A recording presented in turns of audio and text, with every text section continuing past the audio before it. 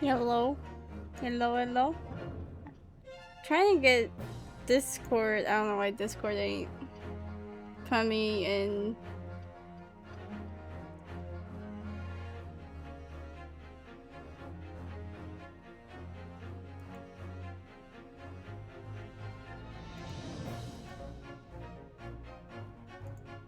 I'm not in do not disturb mode. I'm streaming mode. Huh?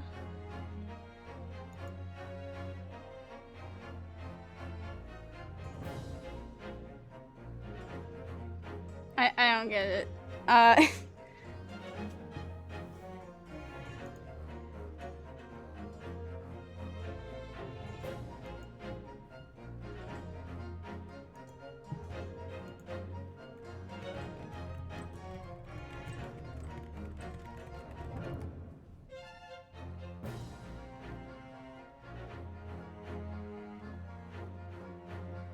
I do have to reconnect my Twitch again to my account. God dang it.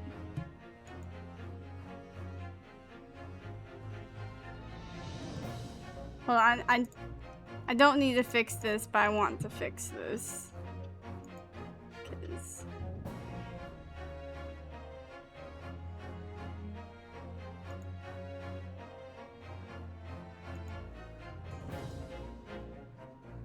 yes, link like this. Yes, login. I got that yet.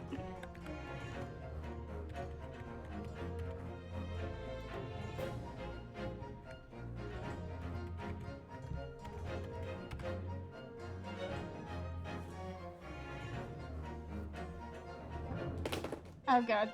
Everything's falling. God.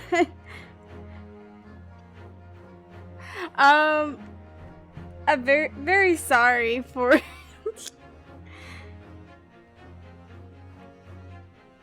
do this stupid authentication thing, cause it be like that sometimes. Just admit it.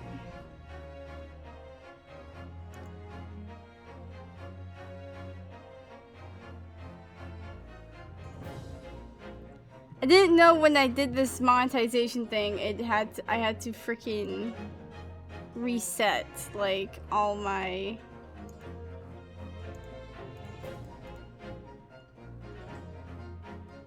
stuff. Okay, there we go. Now it's working. That made no freaking that didn't help anything at all.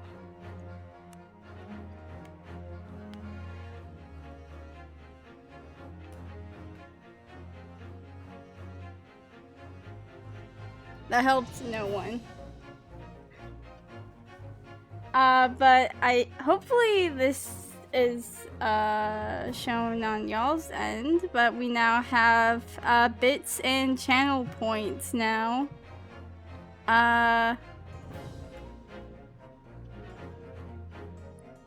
Which I don't know what to do with, to be honest. All I have is the hydrate or dihydrate and stretch time for the channel points, and we also got emotes. Got some emotes. Gonna try to make some more. I just like added ones that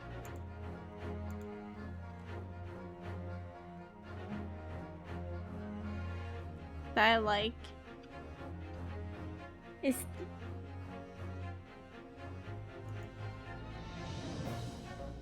stream alerts thing.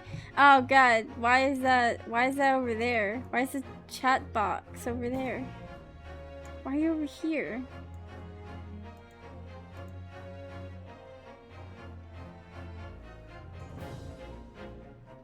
Okay, that works.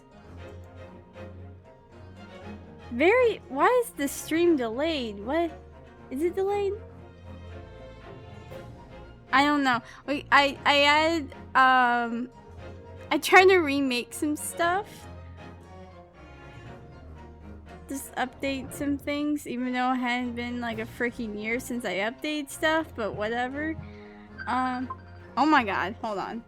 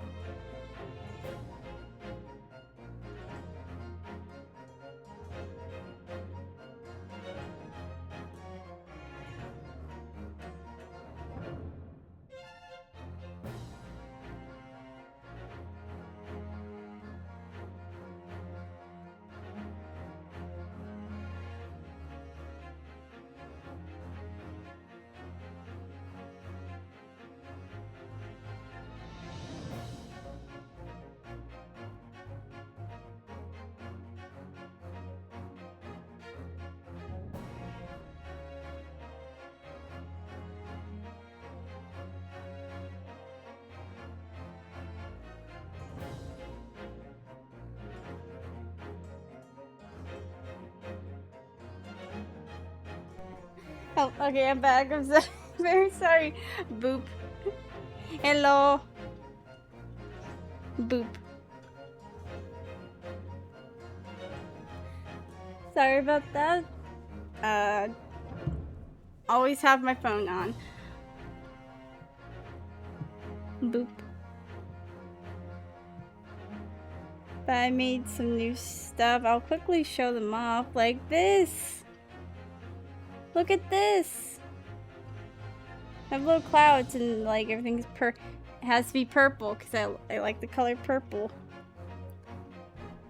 And look on the shelf, there's some of like my OCs and some of my plushes that I have in real life. Not the... I'm gonna like add more to the shelf at a later point. Let me get myself out of the way. Let me like make myself smaller. Look, there's Fawashi, there's Cinnamon Hazelnut, there's Yuki, and you can see Yugo right there. You can kind of see him. Actually, wait, let me get the actual thing up so...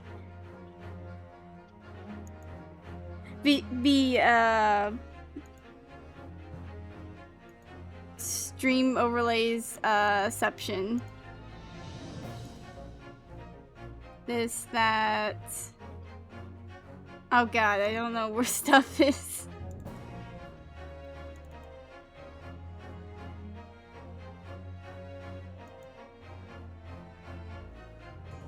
Okay, there we go. Very close look. Yeah, so there's Yugo, there's Yuki, there's the Blue Badger, there's a Wibble, and my PNG thing ain't working, whatever. There's Wormston, the Art Fight mascot. Don't mind that little, like, thing right there. That's totally not an Among Us. The gaming stream thing. I didn't do anything fancy with this because this is mostly for this gaming stuff. So there won't be any asset stuff to this. Hopefully the chat box is good as well, because I found that literally yesterday. And I'm like, wait, this is perfect. This is the perfect chat box.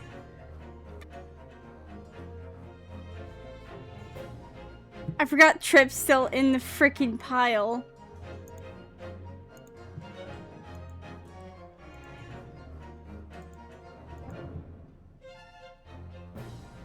Test.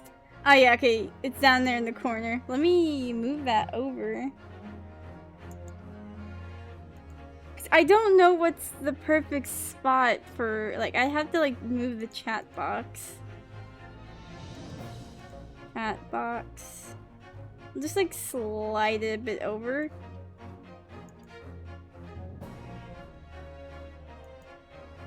Test 1, 2, 3. A. I think this is that's a good spot, I think. Actually, wait. I don't know. Because the thing is...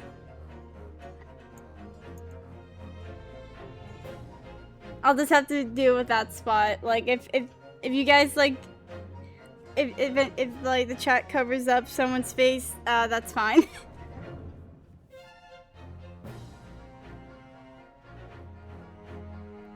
Chat's the defense.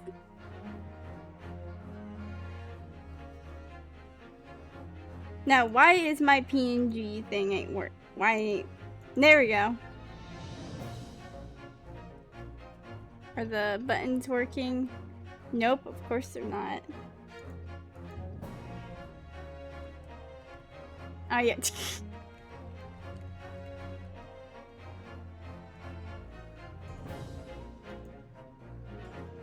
It's fine. There's like so much stuff on my screen. But yeah, well, I'll learn that as I go. And if you have any like suggestions of what I should add for channel points, because I have hydrate or dihydrate stretch time, and that's it. And like the default things that they give. Highlight message, like random. Wait, can I give? What?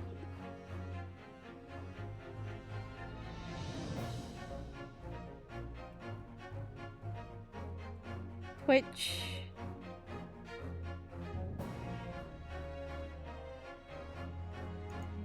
I don't know how stuff works. Yeah.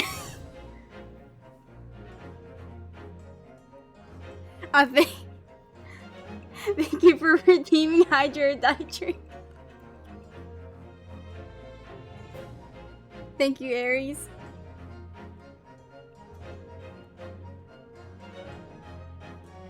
I actually have a glass of water in that Mountain Dew.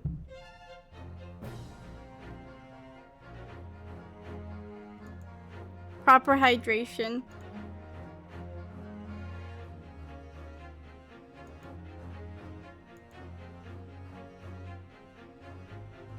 Okay.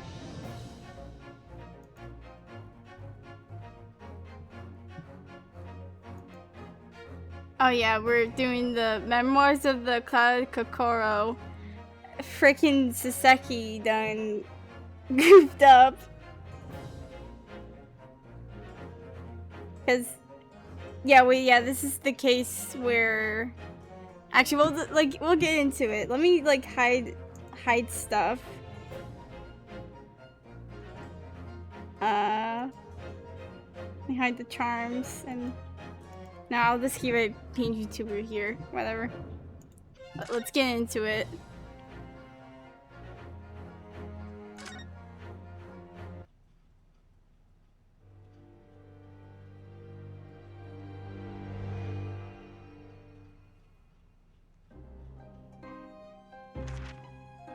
It was a ghastly tale of a winter's night.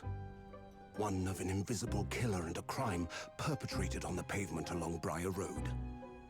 As the victim lay at death's door, the mystery of just who had stabbed the young lady from behind had been resolved.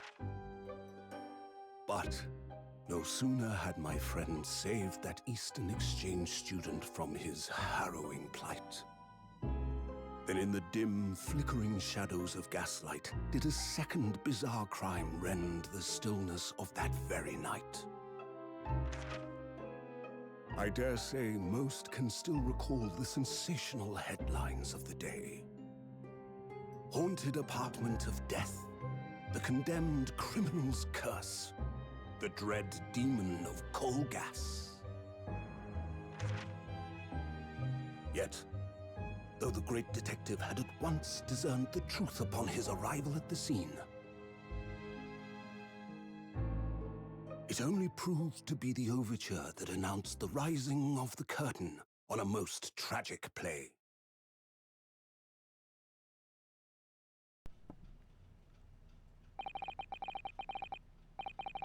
Oh. My name is Ryunosuke Naruhodo. I'm a fledgling lawyer just starting out on my journey. 6 months ago, I arrived as a visiting student of law. Having made the long voyage across the sea from the Empire of Japan to here, London, England, and on the way, in quite extraordinary circumstances, I made the acquaintance of a world-famous detective. Currently, I reside in the attic of the detective's own lodgings, from where I run my legal consultancy of sorts.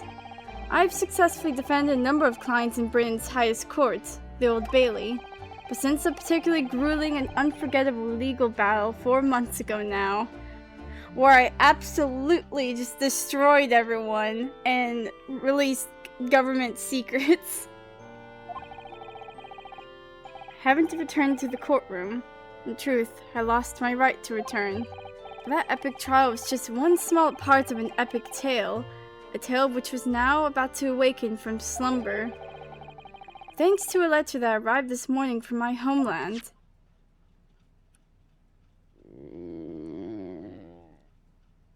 What the fudge? What a delicious smell wafting up the stairs. It must be nearly time for breakfast. I'd better go down to Mr. Sholmes' suite and say good morning to the great detective and his flatmate.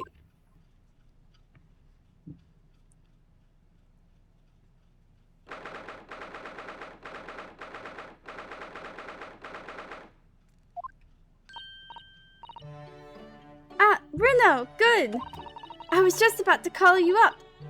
Call up to you. The bacon's ready. Good morning, Iris. It smells delicious as usual. Before we eat, though, I have some news. I had a surprise... Oh, shh, not another word, Mr. Naruhodo. This could be just the abstruse thing for my pre-breakfast stagnation-repelling mental stimulation, my dear fellow. What are you on about? So this is one of the new outfits? Or not new, but this is like one of the outfits for the second game. He's just in a freaking kimono, but not properly. Morning to you, too, Mr. Sholmes. Ah, yes, I see. So that's it. Wait. You're in my freaking bubble, man. Get the freak out.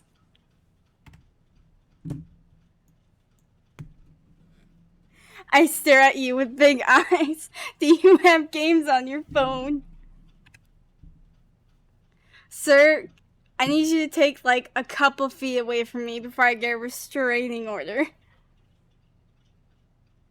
I just like leave this on here for this one, the preview.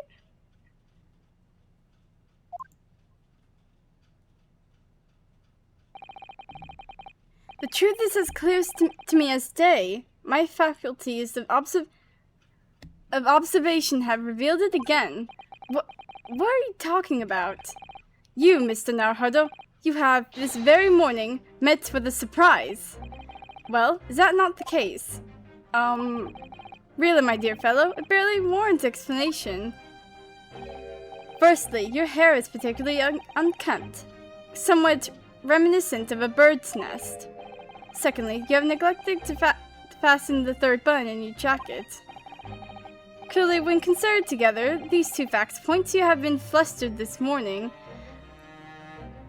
I don't know how you can say that, like, one of his buttons isn't in when you're wearing, like, when you're looking like that, Sholmes. Can I talk now? But of course, though I don't look for admiration, you understand. My hair always looks like this. It's been this way since I first met you. Oh, it has. And the button was ripped off last night, if you remember. By you. Hurley pulled your button off!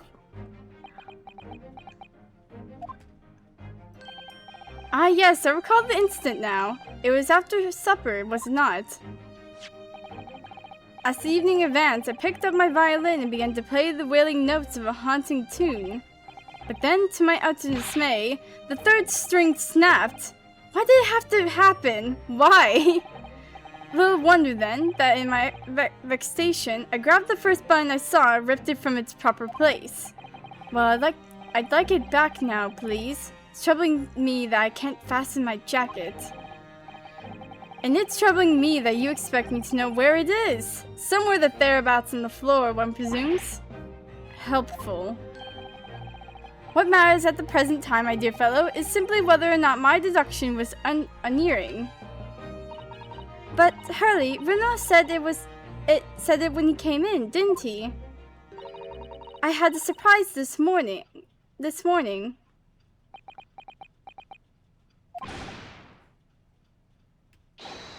Well, that really is a surprise. Yes, this man is the pride of the British Empire, the famous consulting detective, Mr. Herlock Sholmes. There can't be a single person in the world who doesn't know his name. Alright then, enough of this silly conversation. Come and eat this bacon before it gets cold.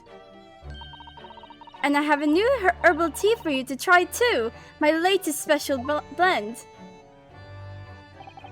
And here we have Iris Wilson, Mr. Sholmes' lodger and companion. A truly exceptional young girl, who's the author of a highly successful serialization here in London. Yes, The Adventures of Sherlock Holmes, as published in Rant's magazine.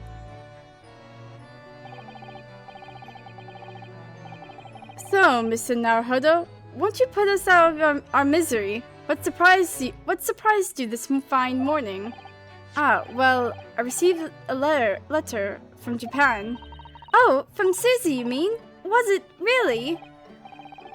That's right, and she had some rather startling news, in fact.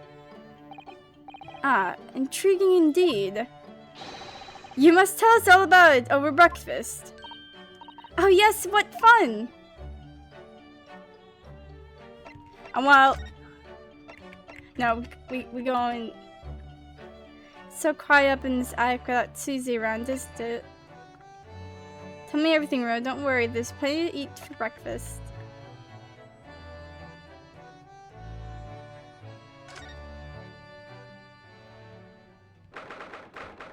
Huh? Okay, random.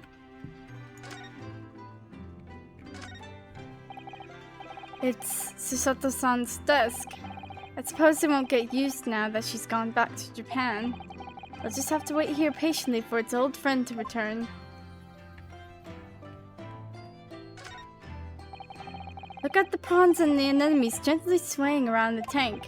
Regular cleaning, some food, and fresh seawater is all they need. And some conversation, of course. It seemed like a lot of effort at first, but it was worth it. I'm certain to be able to tell what they're thinking. Funny to think that so many people in London had aquariums like this once, when they were in vogue. You'd never expect to find sea anemones in the middle of the capital. I think I'll have to name them soon. Aww. I never did see what Susato-san's room looks like. I could go in now, of course, but I don't dare. They say young maiden's private chambers is a place of bittersweet secrets. Although from the laughter I used to hear when Iris would visit, I imagine it's mainly sweet.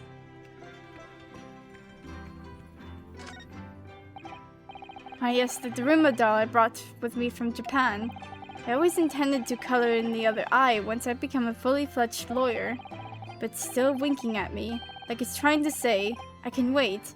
Take as long as you need. Or maybe not. I'll just have to keep on doing the best I can, I suppose. The absolute mess. Now, at first glance, my desk here might look as though it's in a mess. However, it's not in a mess at all. Everything is exactly where I want it to be. But whenever Susato-san looked at it, she'd put her hand on her hips and say, "Oh dear." Her way of saying that I should make it a more orderly and neat mess. I miss that. Don't make me cry, Bruno. If I look around me.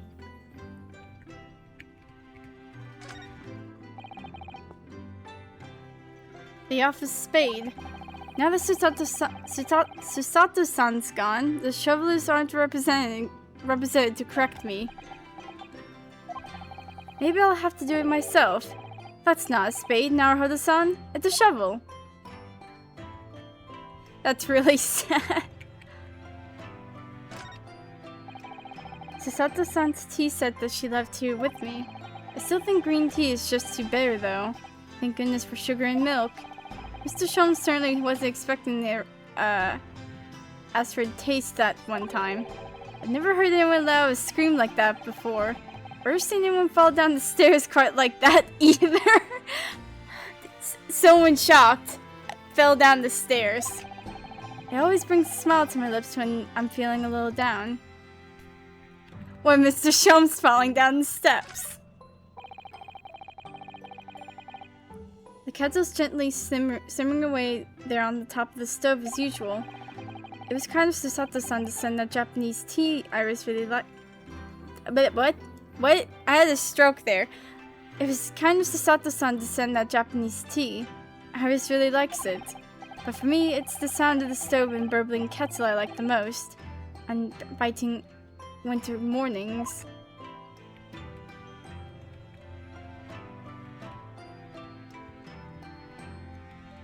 Anything else I need to check? The photograph of us all together that day. Oh! Makes me a little sad to look at it now, which is why I'd taken the laying it flat. No, Rudo!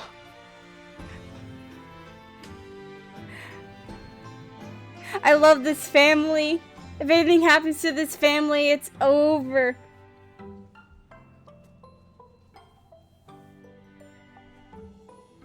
It makes me a little sad to look at it now, which is why I've taken to laying it flat. But Mr. Sean's writes it every single time, and I've grown accustomed to it.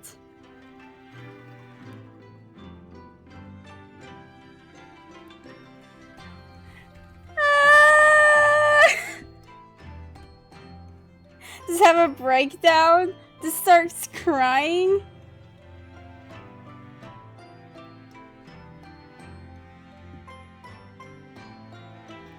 He keeps it up because he shouldn't let it down. I hope we'll all be together again like that one day soon.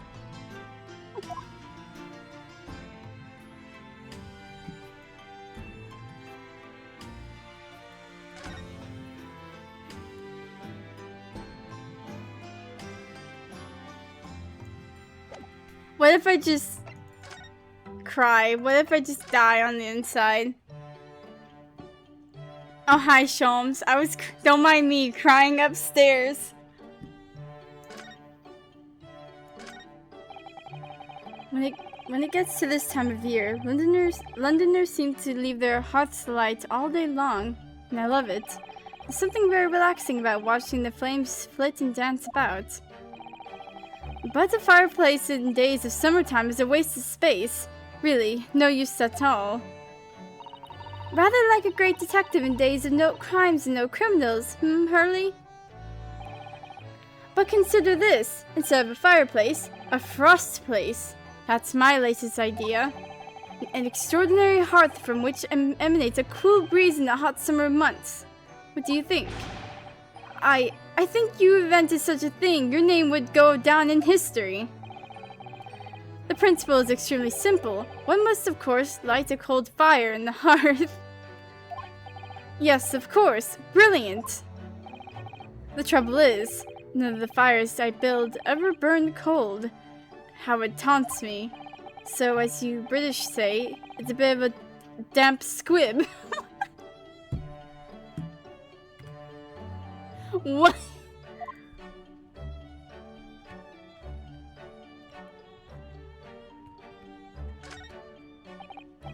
Ah yes, the huge metal chest with the lace cloth laid on it, being used as a table for tea and coffee. It's very sturdy, that's for sure, and firmly locked shut. That chest contains my father's detailed records of Hurley's many cases. Yes, so I've been led to believe, though personally, I've never actually seen inside. And that's the way it will stay. Those papers are a secret between Daddy and me. If you go opening it uninvited, you might find yourself being bitten. What? Is there a beast inside there or something? It's that freaking lion or tiger from, like, the other case.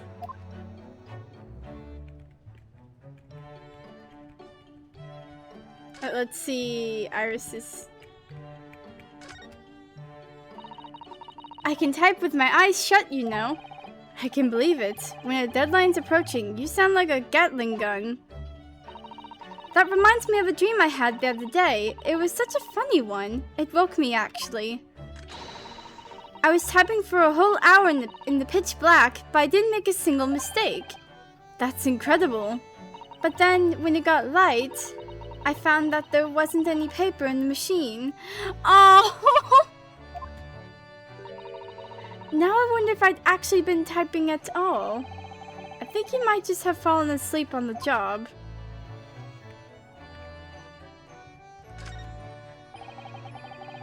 I look forward to finding out what aroma your tea will have, Iris, every single day. Well, I infused a different concoction of herbs in the garden every time, so it's never the same twice.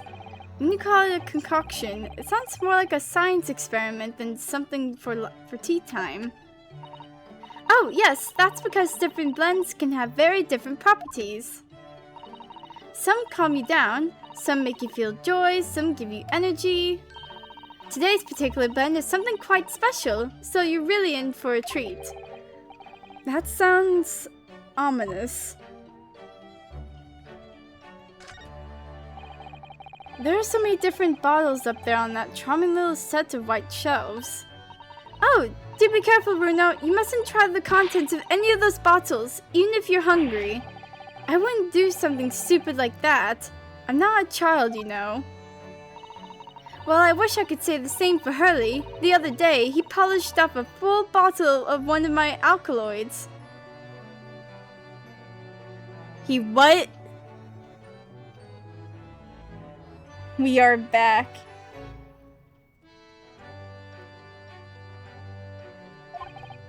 He what?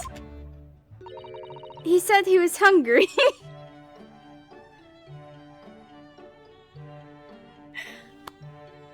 Oh, God.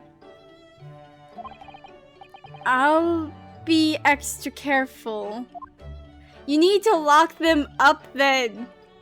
Actually, no, wait. If you lock them up, he's just gonna find a way to get in. It's gonna cause more problems.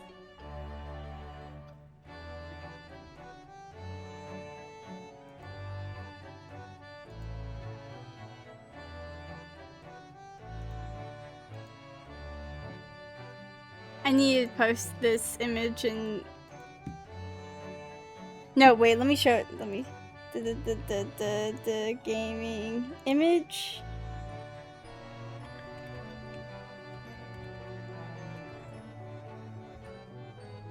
Harlock jump scare. Where is it? I need a screenshot.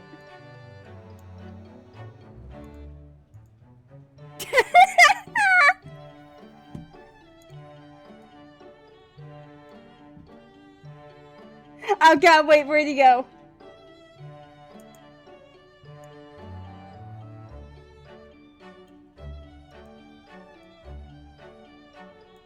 He keeps hiding in the folder! No! Get the freak out of there! Oh my God.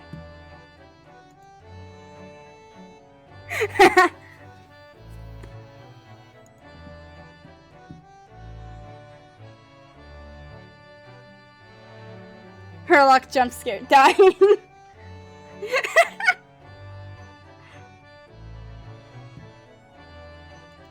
Just like every so often, just like Herlock. What if I just make him really transparent? Like he's always there watching. No, I wouldn't do that. Or would I?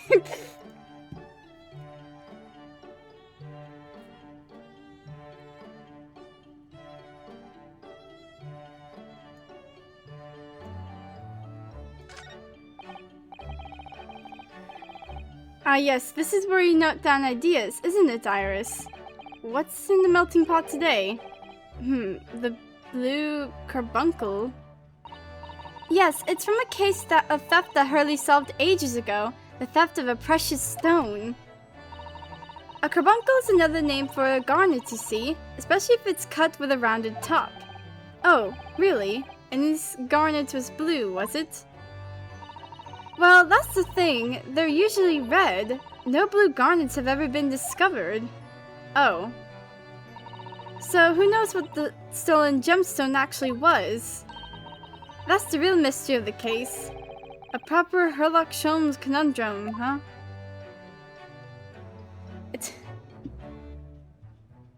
It's not Herlock Sholmes. Oh, I need to bring the charms back. I forgot about that.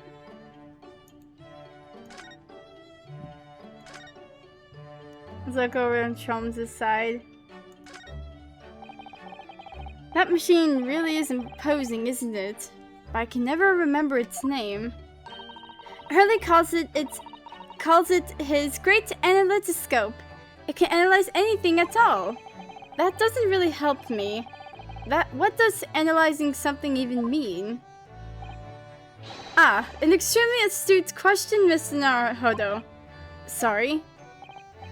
Well, as Iris said, my machine here spits out analysis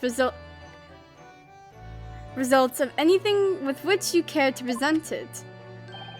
But how to interpret those results? That's the key, and I confess I have no idea. Clearly, I'm going to have to construct a great analytoscope to solve the problem. That might not help. That's just more whatever the heck you're using.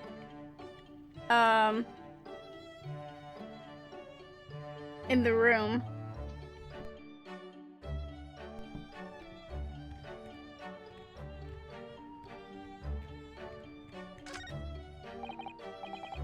Books, papers, scientific implements. These shelves are stuffed to the gunnels.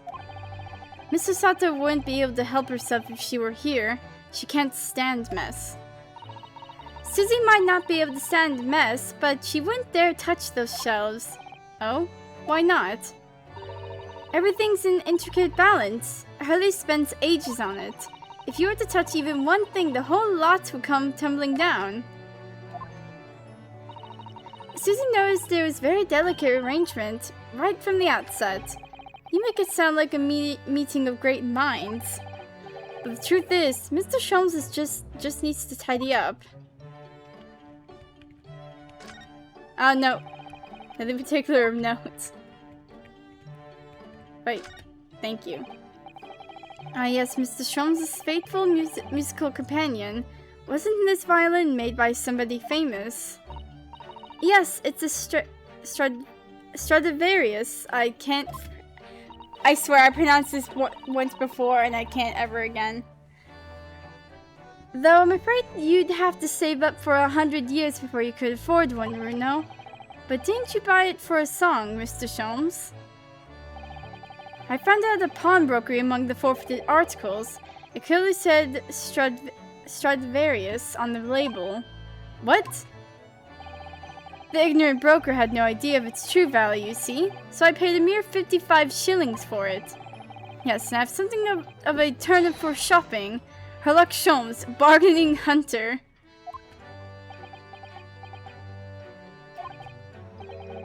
But is it really a Stradivarius then? Stradivarius? I don't know. But of course, my dear fellow.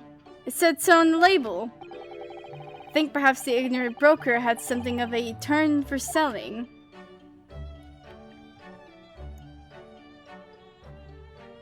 It's either the dude didn't know or, like, that's not actually...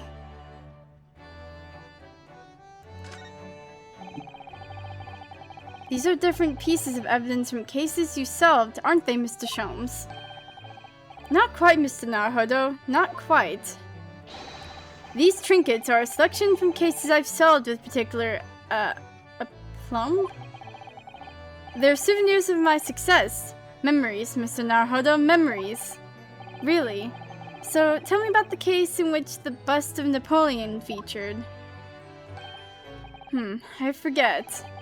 Memories, he says. Wonderful, Mr. Sholmes. Wonderful.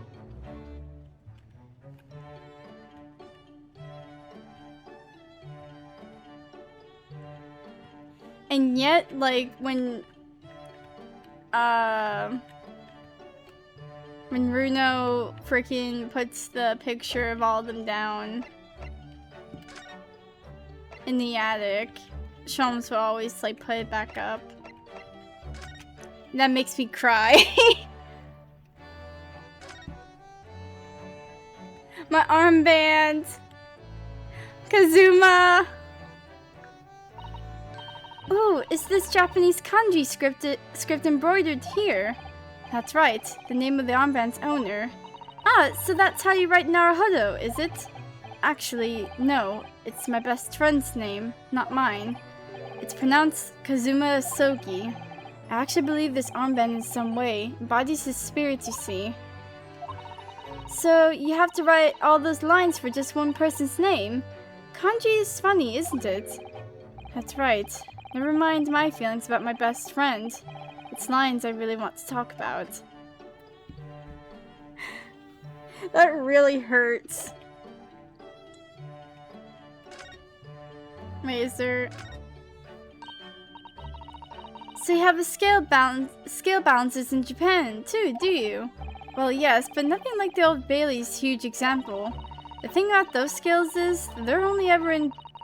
oh wait, that's Iris. The thing about those scales is they're only ever in balance right at the start of a trial, aren't they? Otherwise, they always seem to be hanging one way or another. I had noticed that exact same thing.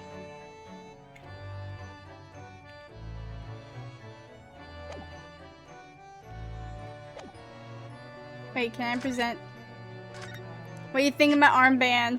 Oh, Mr. Sholmes, about this. Now another word. Ah, yes, I see. This would be a collar for a breed of miniature canine with a particularly long neck, and for winter use. Actually, it's the armband I always wear that symbolizes my role as a defense lawyer. Precisely, which leads us to but one conclusion. Your arm is, in fact, a particularly long neck of a miniature canine. I'm starting to wish I'd never shown him this now. The man's barking mad. No one respects the armband.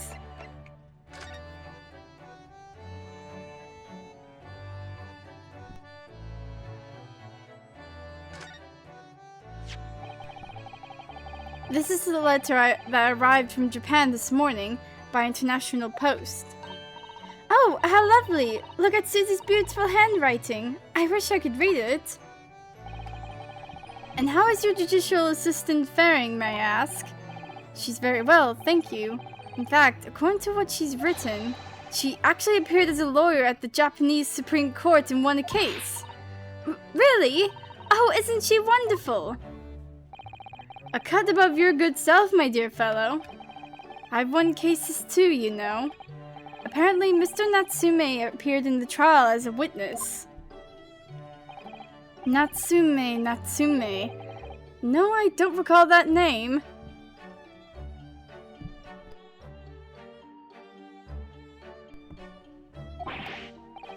Of course you do. We helped the man twice. You know, in those 2 cases that took place on Briar Road 6 months ago? Ah, the mustache-twitching man with the somewhat feline eyes and the mustache. Double mustache. He didn't have 2 mustaches, Hurley. Yes, who could forget those 2 cases? They made a very deep impression on me. Although I must confess, the details are a little hazy now. You're gaslighting. A very deep impression they made on you, clearly. So, what was this startling news penned by Mr. Sato? Do you remember the case of the haunted lodgings, Mr. Sholmes? Yes, it's very interesting, you know. I don't feel entirely uncertain that a case of that nature did not occur. He's totally forgotten then. Anyway, in her letter, Mr. Sato asks that we read over her case notes again and investigate further. Though it took place half a year ago. For what purpose? Because of something that Mr. Natsume had said to her, apparently. He suggested that the real reason why she was called back to Japan so suddenly might have something to do with that case of the haunted lodgings. Oh. On Mr. Natsume's return to Japan, Mr. Sato's father questioned him about the case, she says. And something Mr. Natsume said appeared to trouble Professor Mikotoba, prompting him to send that telegram. Oh, that case! Yes! It was very strange, wasn't it? Yes. And I had compiled the whole story into a nice, neat manuscript ready for publication, too. But then Hurley here was all funny about it, remember? He was very mean. That story must not be published, you said. Very mysteriously as well. Really? I said that. Are you sure? He's absolutely gaslighting. Gaslight girl boss gatekeep. Do you perhaps know something about it as well, Mr. Sholmes? About why Mr. Sato was suddenly told 4 months ago that she had to return to Japan?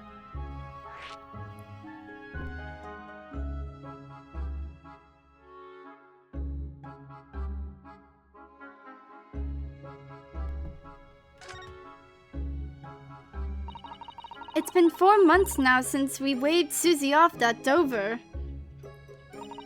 It was such a shock, wasn't it? The way she just suddenly announced that she had to go back to Japan. Indeed it was, due to a telegram she received from her homeland, I believe. That's right, telling her to return urgently. Yes, because her father had passed away. No. It just said he was suffering from a high fever, the cause of which was unknown. He's not dead. But according to this letter, that news about her father's fever was just a ruse. A ruse? So Susie's daddy lied to her so that she'd make the voyage back home. Why would he do that? I have to admit, I have absolutely no idea. But she believes it's almost certainly related to the case of the haunted lodgings. Sending her back to Japan so suddenly like that. I wonder where Mr. Sato's father is hiding. Hurley, do you know what it's all about? Oh. Ah, well, who can say? What? But you said... Please, I have engagements, my dear fellow. My calendar's quite surprisingly full today. And a stringent analysis of the matter would be excessive, I feel, even if I were quite as at leisure. So, man the fort in my absence, won't you, Iris? I will, Hurley, don't worry. See you later. And there he goes. He scuttled off rather quickly there. I think perhaps Professor Miktoba isn't the only person hiding something here. Soseki-san was involved in 2 cases, but only one of them was forbidden from being published. By of all people, Mr. Sholmes.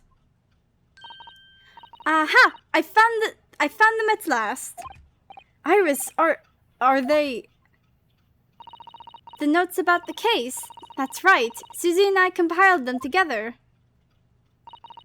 The case of the haunted lodgings. Do you want to read them, Runo? Absolutely. Thank you, Iris. I have no idea what secrets could still be hiding in the shadow of this case, but perhaps if I read over the notes again, something might come to light. That's the spirit! And so, Iris and I decided to read over the case notes again together. Everything from what happened to our investigation and that fierce battle in court that followed. Reliving every detail. I just need to find a clue, and I have all the time in the world. Because of course, I'm no longer allowed to practice law in the courts of Great Britain.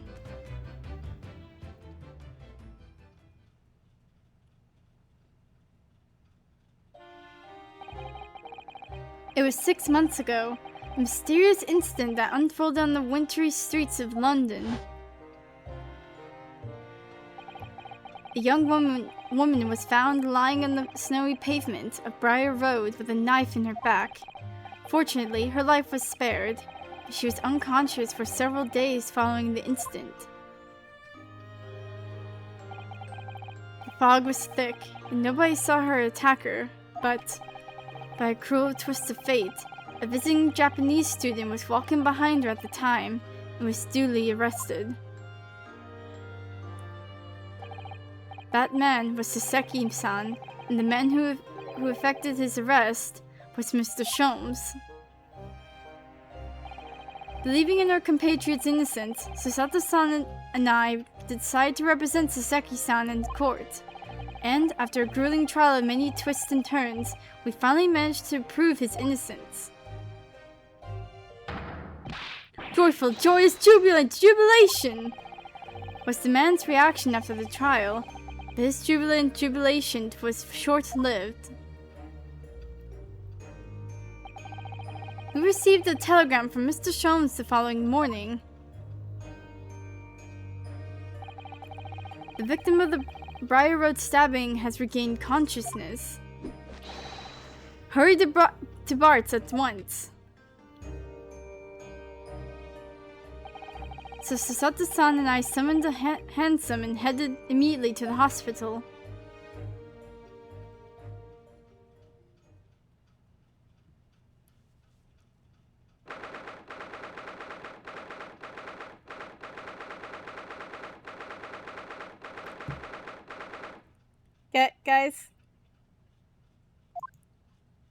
Guys, I'm a little scared. There's a rat behind me. There's a rat. There you are at last. There's a freaking rat. Get that thing out of the hospital.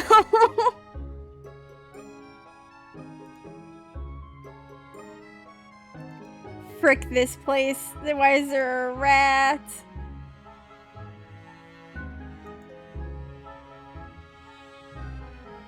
There you are at last. I'm really...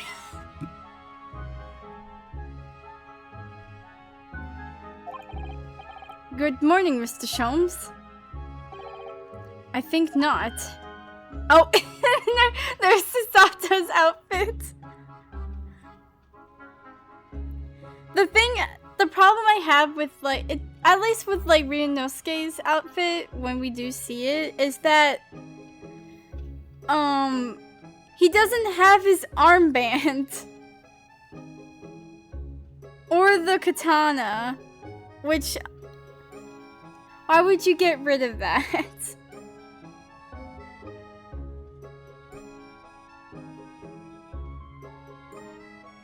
I can see, like, there's a charm. I see, like, Susato's, like, charm at the bottom of the screen. I do love the outfits, though. They're really good. You're late! What on earth took you so long? Your telegram only arrived at 5 o'clock, Mr. Sholmes, and it's 20-minute... Oh, God. And it's a 20-minute ride to the hospital. That's right, and it's 5:30 now. I think we made very good time. The time is utterly irrelevant. The fact is, I've been waiting for what felt like an eternity. In point of fact, I myself was awoken at 4 this morning by a telegram boy. Feeling it was somewhat unjust that I alone had been roused to such an hour, I sent one to you. Well, thanks for that. Anyway, you're here now, so the victim is over there. She's only just regained consciousness. You should introduce yourselves, and I shall observe from here. So that's the lady who was found on the snow-covered pavement with the knife in her back. Her name is... yes, here we are. Miss Green. Yeah, just... Miss Green. Can we move?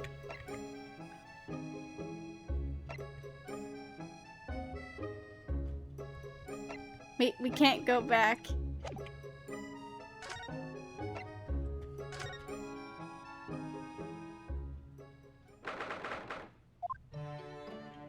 or just like, nah, I'm going back home. I'm tired. If I remember correctly, this large and imposing lump of iron is called a typewriter. To think that every single one of the adventures of Herlock Sholmes blossomed from this very machine. It's such a dreamy thought. I actually had a go on it the other day. The metal bars that move when you hit the keys go all tangled up somehow, and that made Iris angry. Mr. Naruhodo. You're ruining my dreamy thoughts. Please don't do that again. Now I've made Sato-san angry as well. Iris? That's incredible concentration, that is. I find it quite remarkable how she can focus on so many different things at once. Perhaps I should try drinking more herbal tea. The blend third from the right would be good for you, Bruno. Oh, Iris? This girl is destined for great things, I'm sure. She's locking in. No, okay, let's go back to Miss Green. Why do you have a rat? Why is there a rat in here? What happened here? Look, there's a photograph in this frame here. Oh yes, it's a picture of a young gentleman. He looks to be about the same age as Miss Green, I would say. Perhaps the young woman's special someone, do you think? My, Mr. Naruhodo, I didn't know you had a sense for matters of the heart. Not in the least. I sincerely said the first thing I thought of. Oh, wait, what?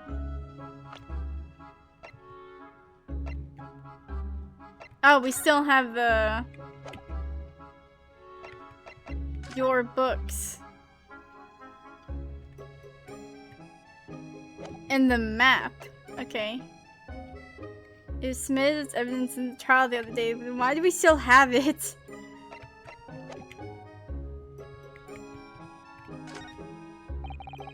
This rounded wooden figure isn't the most charming, isn't it? Is it?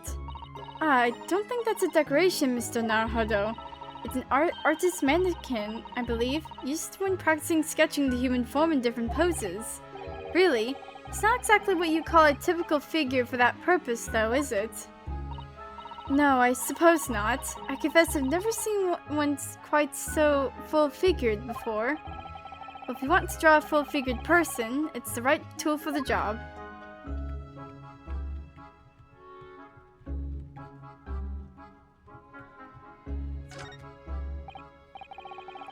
This looks like the patient's treatment notes. Let's see. Do not feed. What is this place? A zoo? You know, I seem to remember seeing an almost identical sign in our local park. For the pigeons, yes. But this is a person. Poor woman. I hope she hasn't read this. Do not feed. This looks like the treatment notes for whoever's occupying this bed. Let's see. Do not permit to run around the hospital. The patient doesn't seem to be here at the moment, so... he or she is probably running around the hospital then. Oh dear, how worrying. What's worrying is why they haven't discharged the patient yet.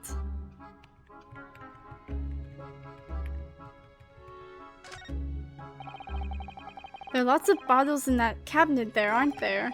Do you think it's safe to keep them like that? If you were a patient here, I feel sure you'd take some medicine by mistake when you're half asleep. That is a worry, but at least the cabinet has a lock, even if it's only a flimsy looking one. Oh, I've no doubt you managed to unlock that somehow while you were half asleep as well. There are limits even to what I can do when I'm half asleep, you know, Mr. Sato. Is this your pet? A mouse, Mr. Naruhodo, an enormous mouse! A vermin in the hospital. That doesn't seem the best. It looks like a very healthy specimen, doesn't it? It's very plump. It's eating the medicine. I'm not sure we can say that's down to the excellence of this facility, if that's what you're thinking. I think that might be the patient on the bed. It's supposed to be occupying the other bed. I see your stuff. That must be a bag of Miss Green's personal belongings. She would have been brought directly here after she was found stabbed on the pavement, though. I expect a friend or a family member probably brought some things for her. Alright then, let's see what's inside. Change of clothes, no doubt, and... No, Mr. Naruhodo, you must never scrutinize a young maiden's personal belongings. But the young maiden might have chocolates, or biscuits, or caramel. Runo realizing he hasn't eaten anything since Sholmes told him to freaking book it. Yum! No, don't eat the rat! What? I just see rat, yum, and I'm like, what? I hope you're saying yum to the chocolates. Good morning.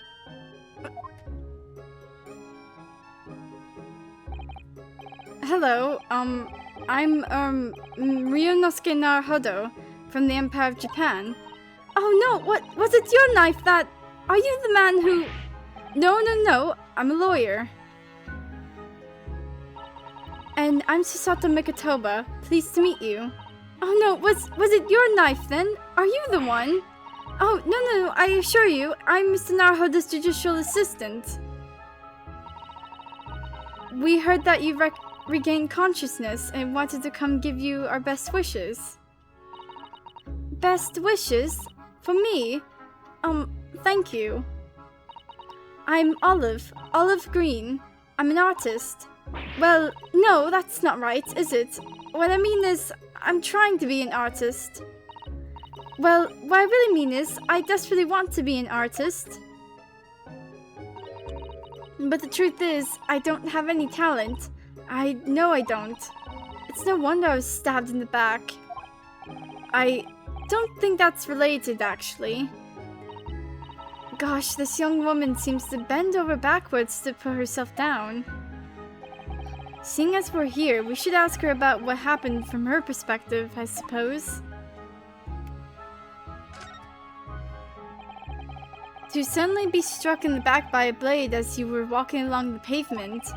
What a terrible experience you had, Miss Green. It was so cold that day, and the fog was so thick. I couldn't see a thing. That was 4 days ago now, I think. Is that right? Yes, that's right. I'm afraid you've been comatose all that time. But the case has been solved, hasn't it? While I've been here in the hospital, I mean. Indeed it has, my dear madam. Spectacularly by none other than I, Herlock Sholmes. Mr. Sholmes, as you well know, it was Mr. Naruhodo's hard work in court that solved the case. Are you yet to hear what happened, Miss Green? Yes, I'm afraid so. A gentleman from the police force is supposed to be coming to fill me in shortly. Oh, I see. Me coming around seems to have made everyone frantically busy. I'm so sorry. I should never have regained consciousness. It was selfish of me! No! No!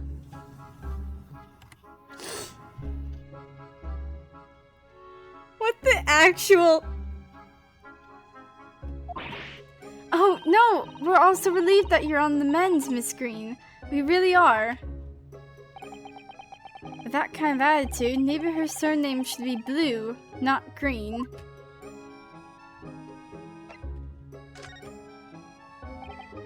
So, you're an artist, are you, Miss Green? Oh, no, I couldn't possibly claim that. I'm a fledgling artist at best. I mean, I'm a student of art, really, at the Thorndike Academy of Fine Arts. Oh my, an Academy of Fine Arts! Great Britain is such a wonderful country. Tell me, Miss Green, do you live hereabouts? Oh no, actually, I don't deserve it, but I have a little flat on Brixton Road. I see. How very interesting. Oh no, is it? Brixton is some 10 stops away on the underground from here, and Thorndike Academy is a mere 3-minute walk from Brixton Town Center.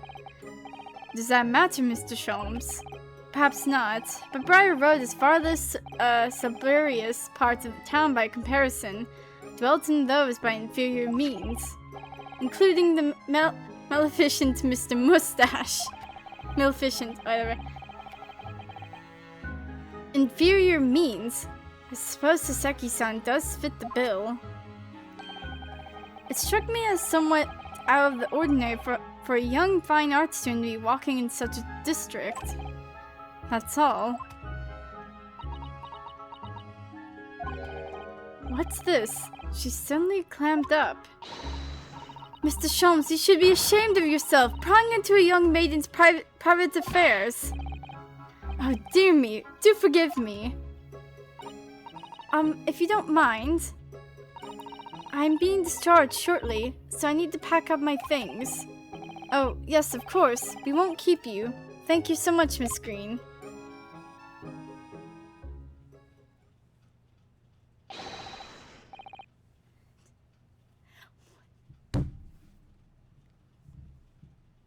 Had to read that, is there a Mr. Narrow Father here? Mr. Narrow Father? Narrow Father now. Well, if you're looking for Naruhodo, the lawyer, that's me, but... Mr. Narrow Father, good. This is for you. It's a message from Mr. Sassy.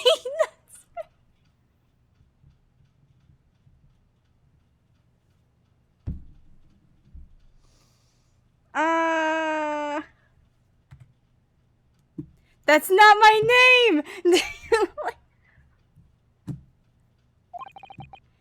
Mr. Natsume sent a message to me. But why would the policeman be delivering a message from Mr. Natsume? Exactly. What's going on? What's a Scotland Yard constable doing playing delivery boy at this time in the morning? What are you waiting for? Let me see that. Oh. Well, this is most unexpected. Is something wrong, Mr. Sholmes? Is something wrong, Mr. Sholmes, he says. Have you not seen this note? You grabbed it out of my freaking hands. No, how could I have? Give it back. It would seem that London's criminals have no intention of letting the great detective rest. A new case calls. A case of murder, no less. We must depart at once. Murder? Call a cab. Time is of essence. But the trouble is, we've yet to read Mr. Natsume's note. I was thinking we ought to pay him a visit in his lodgings once we did. That would be entirely convenient. Convenient? What do you mean? It's all here in the note, my dear fellows. The murder we must investigate took place at Mr. Mustache's lodgings. Wait, what? I'll hail what? Hail a cab at once, whatever. I don't know what the It was only yesterday that Soseki-san was in court and we were dispelling doubts about his innocence. And now, the very next day, there's a murder at the man's own address. He may very well be the unluckiest man alive. Or so it seemed to us at the time, but we were soon to discover it was worse than we thought.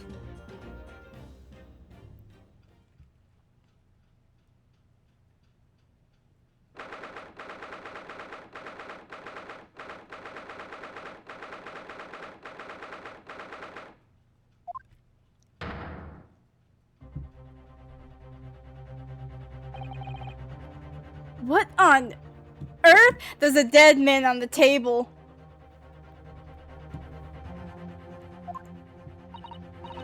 Oh my, the gentleman is deceased without question. He's dead. Locum student Mr. Naruhodo Esquire. Oh god, I gotta do his voice. Mr. Natsume. Oh, why? Why is this happening? Why to me? I've only just got out of the courts yesterday. I was finally home after 2 days of misery. And then I wake up to the next day to this. No early bird should catch a worm like this. Dead man on the table. Yo, no. No, don't eat. Let me move the stinking alarm chat box over. So it's over here. Yay!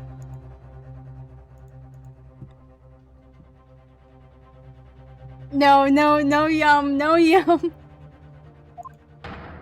Wolf of worm without wiggle.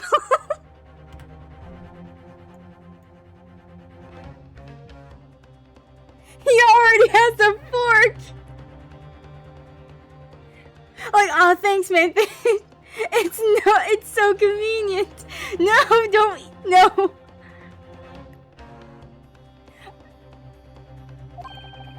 Man, he must have eaten something god awful. I see you're in high spirits again this morning, Mr. Mustache.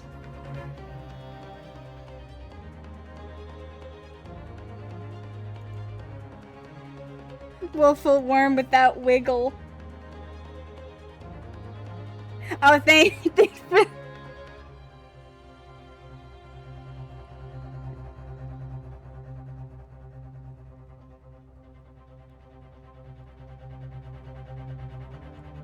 Hydration.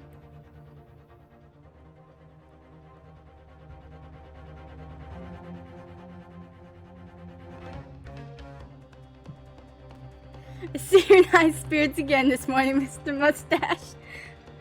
Sholmes, it's not high spirits. There's a lot of spirits in here, though. Haunted lodgings, my beloved. Not the horrible Herlock Sholmes! Shoot! Shove off! Show yourself the door! I never invited you! It's high blood pressure. Pressure? Wait a minute. Mr. Sholmes came here with us. I'm quite sure he'll be able to help you, Mr. Natsume.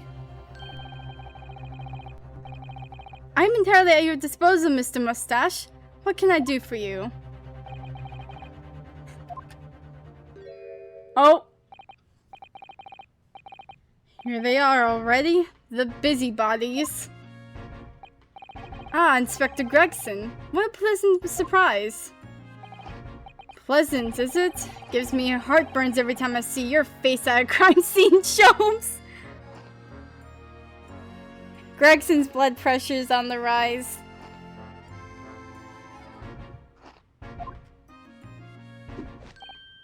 Aha! I deduce, Inspector, that your heartburn is a result of your excessive consumption of fried food. Good morning, Inspector. This is a crime scene, don't you go touching anything. Or good morning to you, too, Sunshine. No, Greggy. Greggy. Or freaking, he's high cholesterol. Or whatever the freaking third Skulkin brother, I can't remember his name. Oh, Big Skulky, that's his name. But this is in the past, so he's not known that. So we have a depressed man, dead corpse, and high cholesterol.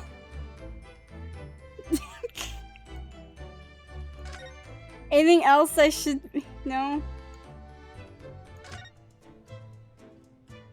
What should I like? Should I talk to depressed Japanese, dead corpse, or high cholesterol? Or do I just freaking leave and just, yeah, deal with it? Someone else will deal with it. Third option, I go back to Japan because I'm tired of this.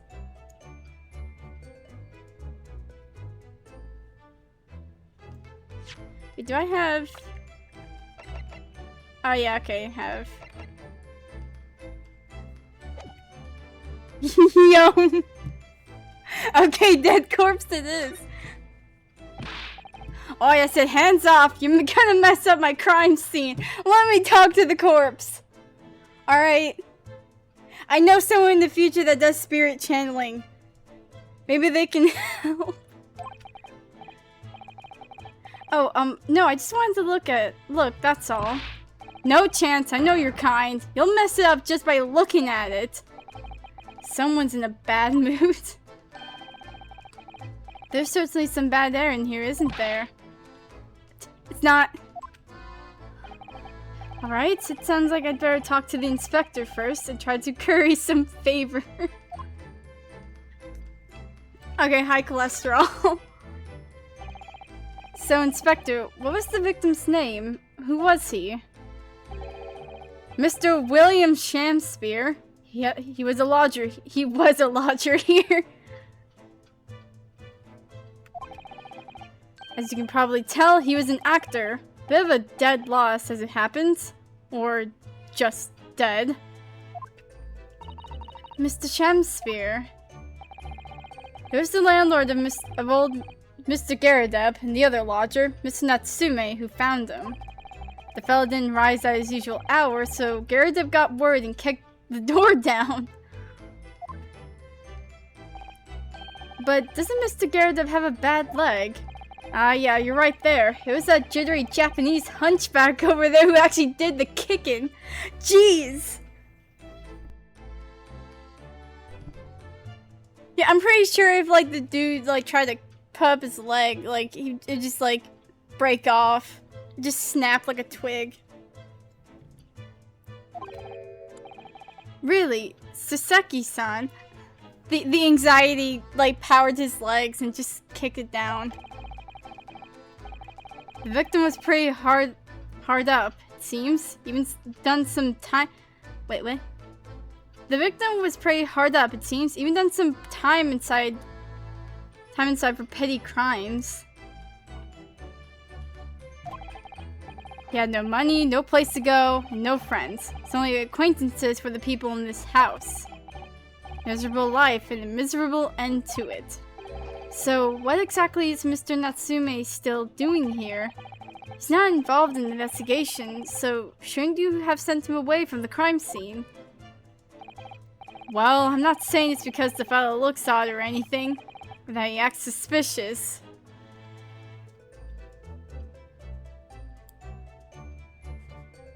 Me? For real? Wait, what?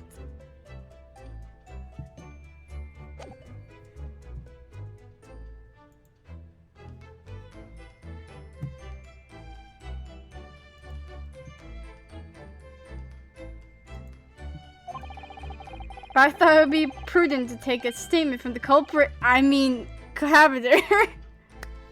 Caught yourself there, huh?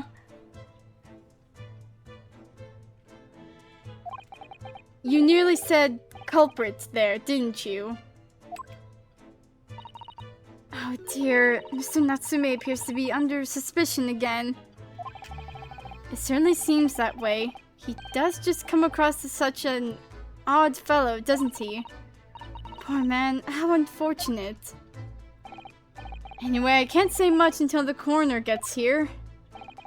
But I don't think the fellow's been a goner that long. The body's still warm. Even if the inspector would allow it, I don't think I could bring myself to touch a dead body. Sholmes, go like poke the corpse. Alright, Mr. Depression. What a terrible thing to have happened. It's only been 3 days since I was arrested for the incident on the pavement outside. And then, having finally regained my freedom, it starts happening all over again.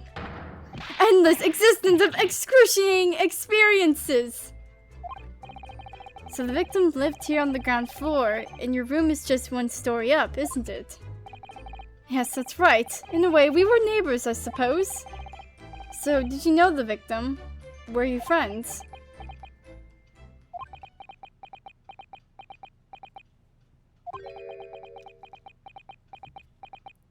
Going through the 3 stages of grief.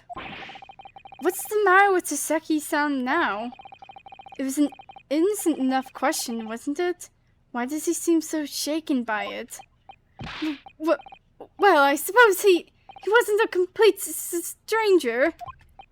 But did he ever invite me to his room? Never! On my honor, I swear it! One extreme reaction. You're probably wishing you'd never asked now, aren't you, Mr. Naruhodo? When we found him here, I felt wretched, which is why I sent word asking you to come. Through that inspector over there.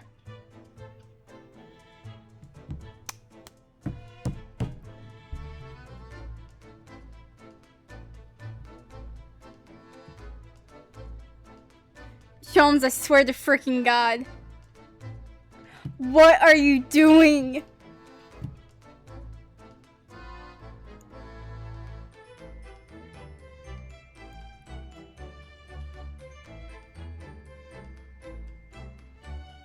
God bless, I have patience.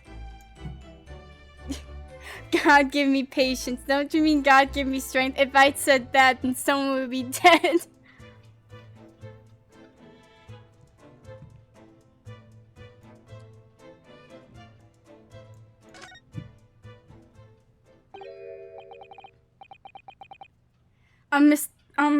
Mr. Sholmes, what are you doing? You need only observe to know it, my dear fellow. Investigating, naturally. Looks like you're just, like, striking a pose on, like, the little stinky stage there. There's nothing natural about that pose.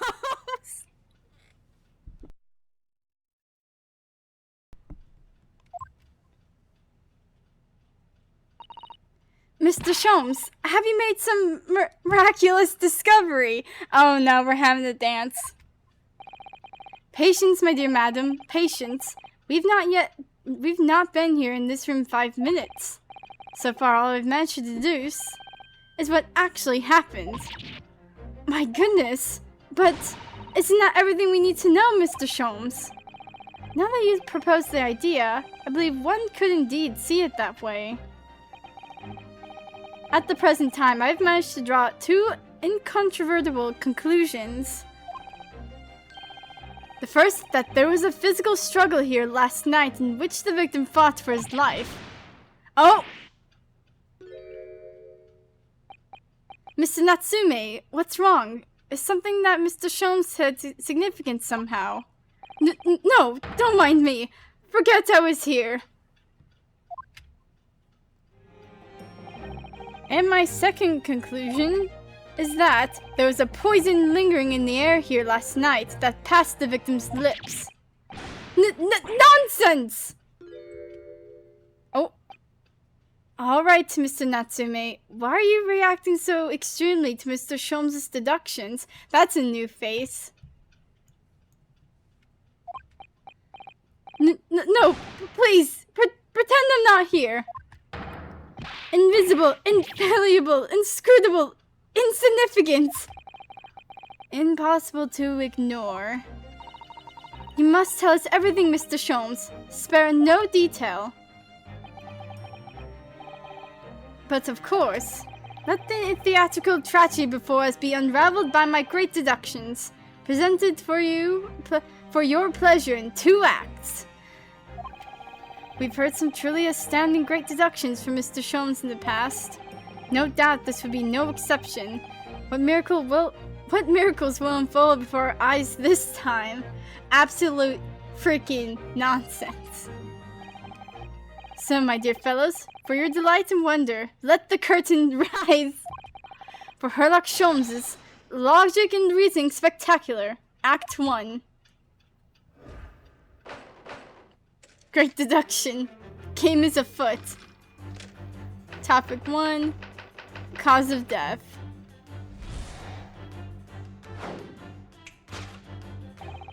Careful observation of the victim reveals to us the events that transpired in this disconsolate room last night. Foam at the mouth of the deceased clearly indicates the use of poison. No, it means he has rabies. Next to the victim, we know is a large dining plate, which contains, you will observe, 1/2 of a sizable bar of soap. Meaningful? Indubitably. Why is this soap set so purposefully upon the dish? Like the victim's last supper, in fact. Yes.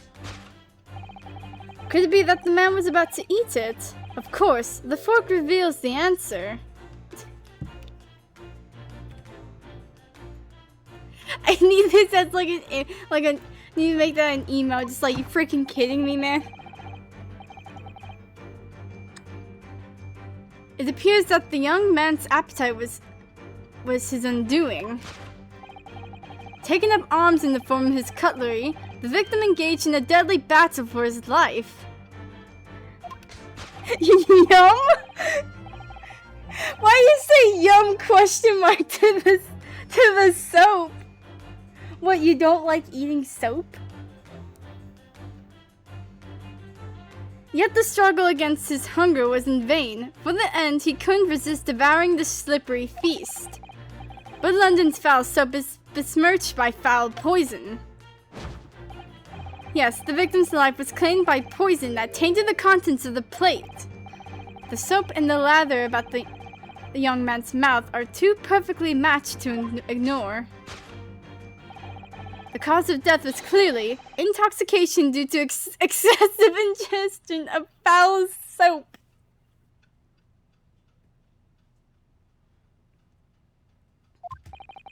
Though personally, I have a great interest in the taste of foul candle wax, of course.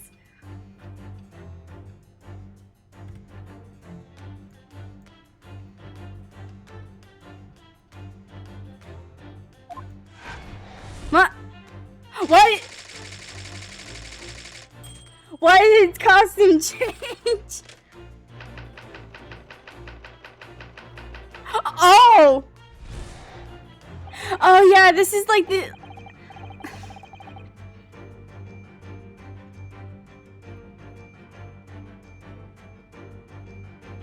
I forgot about that bit.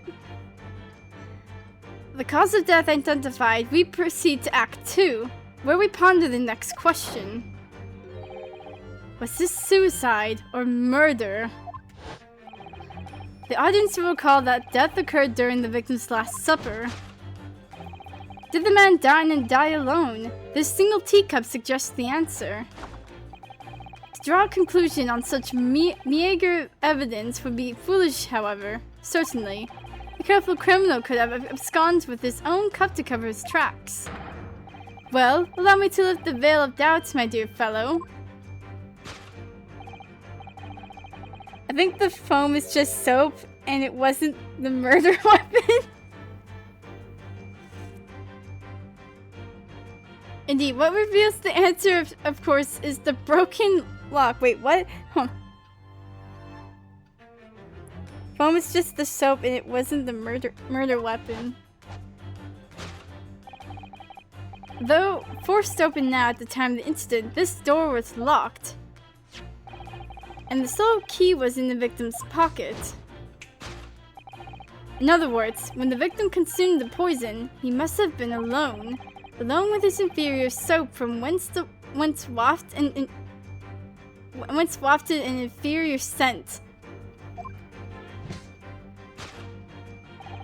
And with that acrid aroma lingering in the air, the victim met his end in tragic solitude.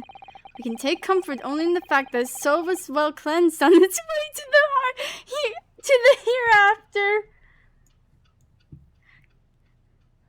Like, please, God, please let me go to heaven, cause I ate freaking, like, foul English soap. No possible perpetrator present.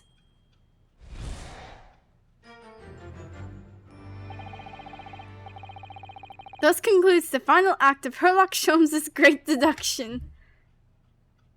Now that image of, like, Lisa, like, looking down in, like, pure and utter shock. Like, that's me.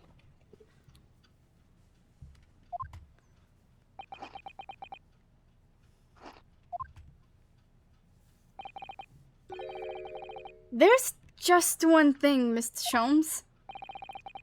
you're disposed to identify just one thing, aren't you, Mr. Naruhodo? Pray, what concerns you? Well, no matter how hungry he was, do you really think the man would have eaten soap? It is quite apparent that this man had barely a penny to his name. It is a curious thing, but to one so destitute... Soap can suddenly appear quite irresistibly appetizing. We're gonna talk about the candle wax. How extraordinary! In truth, I've tried a little soap myself in the past.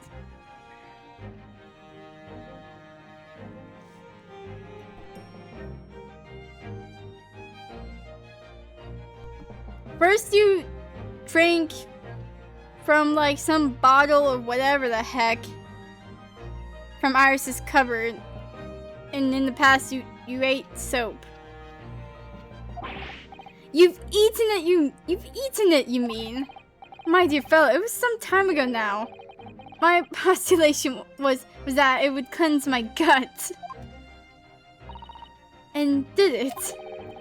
As I writhed in agony on the floor and spilt the contents of my stomach, yes, I believe it did. The experience taught me a valuable lesson. Soap is quite poisonous. It has an unpleasant taste and leads to great discomfort. In summary, I cannot recommend it. Like, if this was on, like, modern day, like, 0 out of 5 stars. Actually, no, 1 out of 5 stars. It cleansed my gut like I expected to, but it was god-awful. I do not recommend eating soap.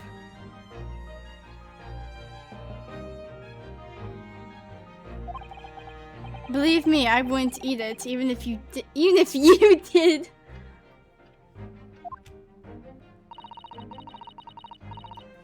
God, he's so freaking autistic. I love him and hate him. But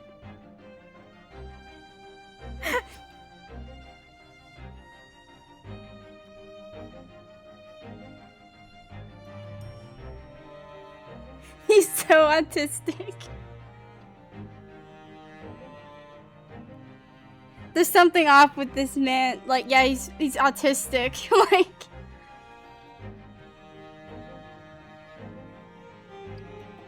but that's it.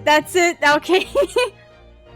Nothing more, nothing less. That's Sholmes. That's autistic. That's autism. There's something that troubles me as well, actually.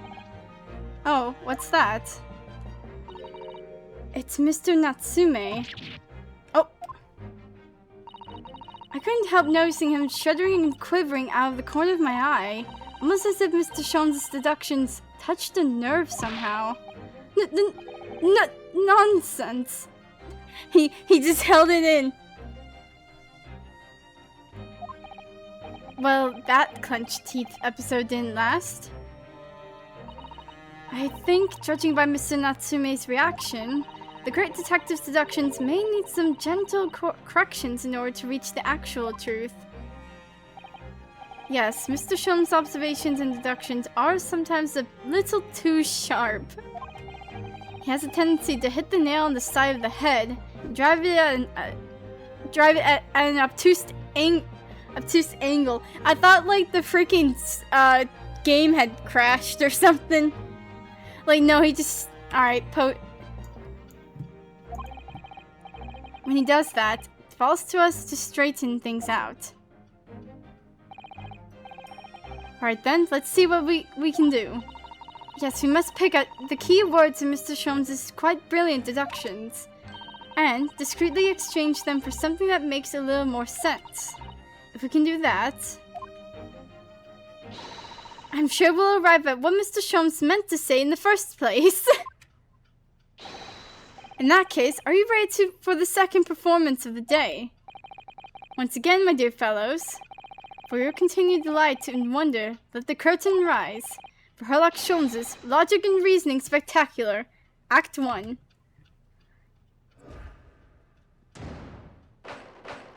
Course correction. Hold it, Mr. Sholmes.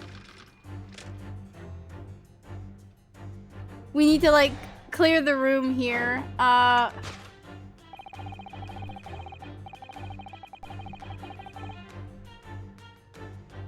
Careful observation of the victim reveals to us the events that transpired from last night. From what the mouth of the deceased clearly indicates the use of poison.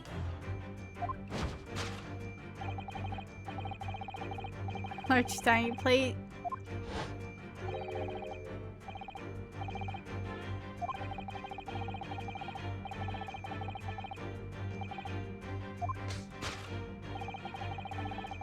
About to eat it.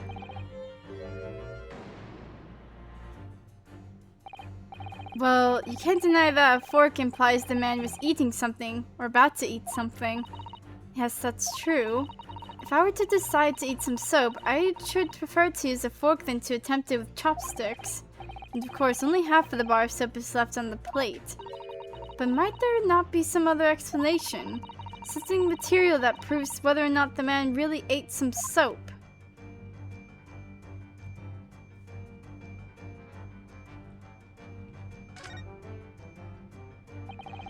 Do you think he was drinking tea with his soap? The cup's empty, so there's no way of knowing. How about this for an idea? Perhaps the cup was full of water, and he was dissolving soap in it so he could gulp as much down as possible. Please remember that he may not actually have been the soap lover that he's been made out to be. Is there any... Are those the other half? Look, there's more soap on the floor here. Mr. Shamsphere must really have loved the stuff. Let's not jump to conclusions, Mr. Naruhodo. Look closely at the soap. Do you see that it would fit together perfectly with the half bar on the table? What the? How can that be? I think that there are two halves of the same bar that broke apart. He's not a soap lover. Take that!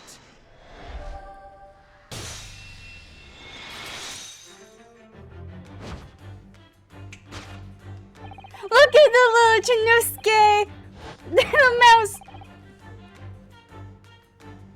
More soap! Ah yes, more soap to consume. Could it be that the man was about to eat it? Of course, the other piece of soap reveals the answer. It being the other half of the soap on the table. In short, the victim was not eating soap at all. But it's obvious, really, for no depths of hunger could drive any man to attempt to eat soap. Even I, with my unquenchable thirst for practical knowledge, took only a single bite. Your brain will be studied in, like, the future when you're dead, so, like, scientists could, like, figure out what the frick was wrong with you.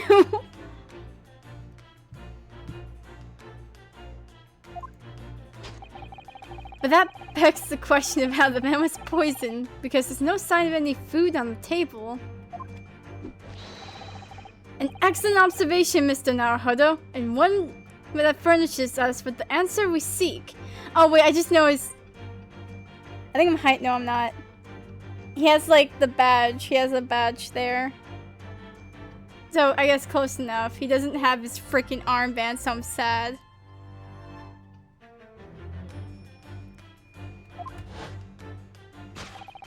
For London's foul soap, it's besmirched by foul poison. The victim's life was claimed by poison that tainted the contents of the plate. Mr. Sholmes is still pushing the soap argument then. Perhaps he's suggesting the man licked the soap rather than ate it. If soap in London is that poisonous, I don't think I want to be washing with my hands with it. There are no signs of any food in this room at all. Of course, food isn't the only thing that passes people's lips, isn't it? Is it?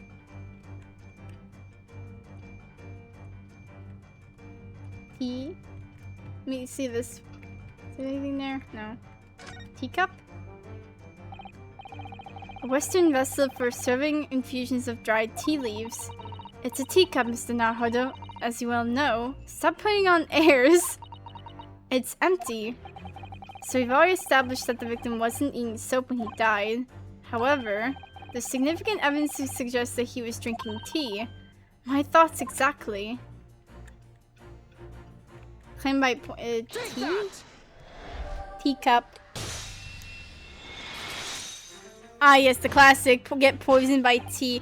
Oh, frick, he's freaking William Shakespeare. Wait.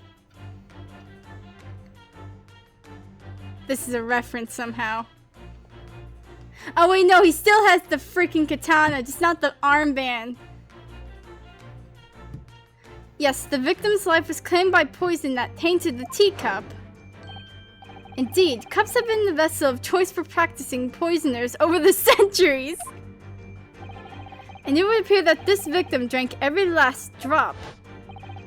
There's no sign of food anywhere in the room. Which leads us to the immutable conclusion. The cause of death was clearly intoxication due to the ingestion of poison contained in this teacup. Poison in the tea.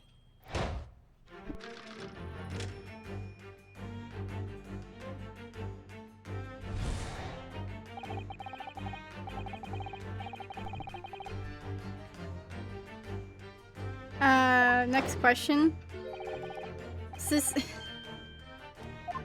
What a bold, claim to have. Audience will recall the death occurred during the victim's last supper.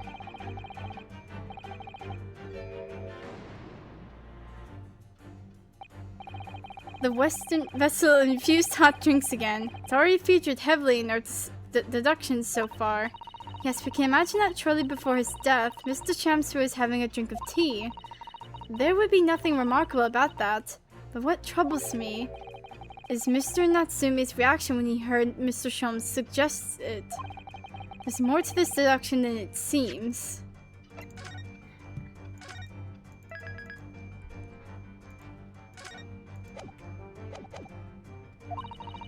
We must closely examine the scene of the crime again for some more clues. We're just like... How? How, Sholmes?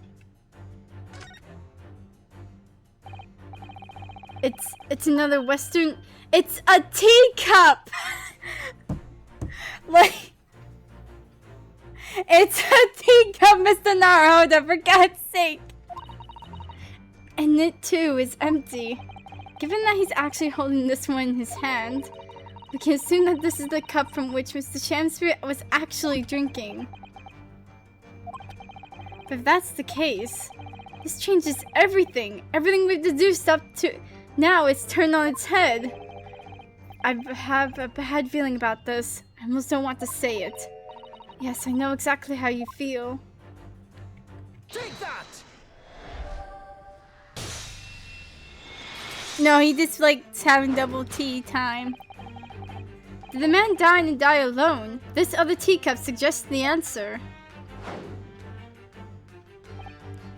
Yes, there were 2 teacups in this room all along.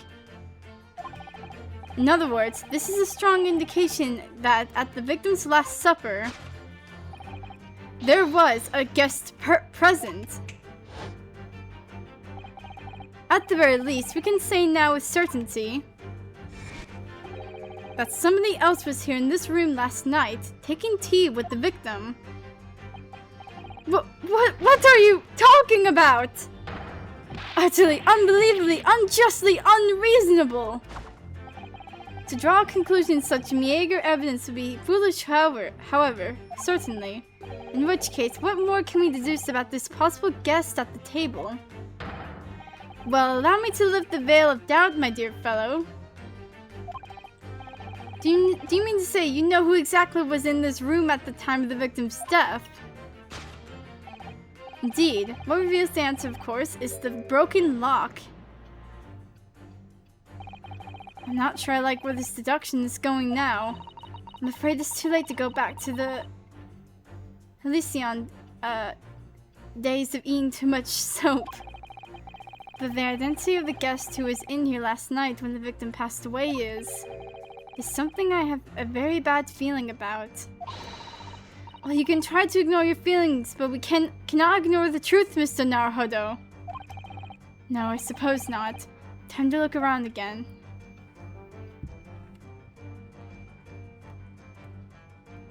Just wanna like... Even Mr. Shamser didn't eat candles, it seems. We've already established that he didn't eat soap either. Do you think perhaps the guest brought this candle here last night? Even if he or she did, does it reveal anything about the guest's identity? Good point. There goes my idea, snuffed out like that candle will be. If you sigh so deeply, Mr. Naruhodo, you're in danger of blowing out the flame. These glasses over here.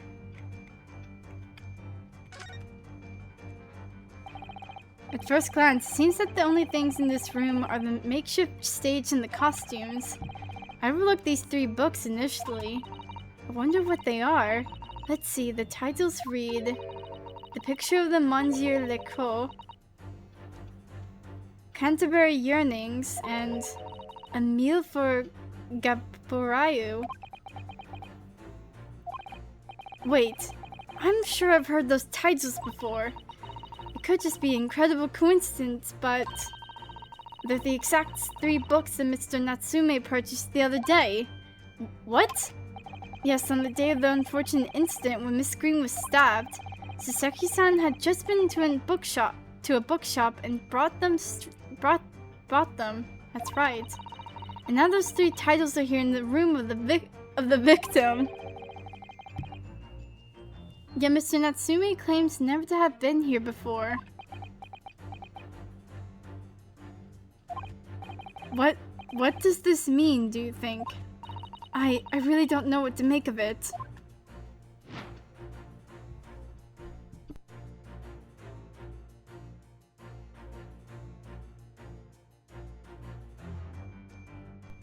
Oh, no. I want to like look at the door for a second, because the latch is almost definitely broken, isn't it? The door was kicked in by Mr. Natsume, according to what Mr. Gardev told the inspector. Who knew his short, thin little legs had so much strength in them? I'm not sure the length of his legs is in any way significant here.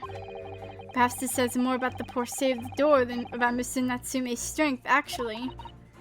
Careful, if he overheard that remark, he'd almost certainly have a lively response. I don't know. Can this broken lock really tell us anything about who was here? No, but it's just really funny to me that, like...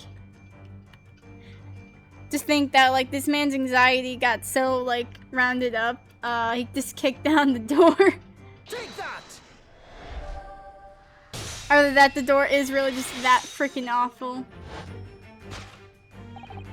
Indeed, what reveals the answer, of course, is the pile of familiar books. Quite so. It's no mere coincidence that these 3 titles are here in this room. It's the link to the truth.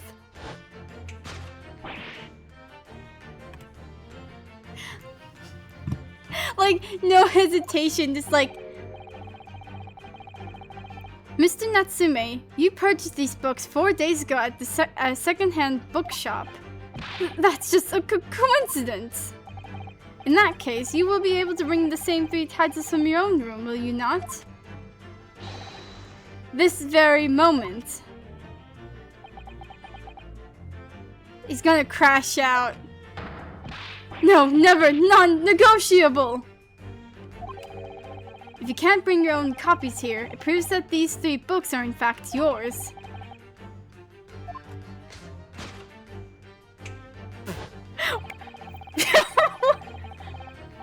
Having purchased the books 4 days ago and returned to your lodgings, you were arrested the very next day. So you could conceivably have brought the books here on that evening, but you never mentioned that. In other words, you could only have brought these 3 books here to the victim's room.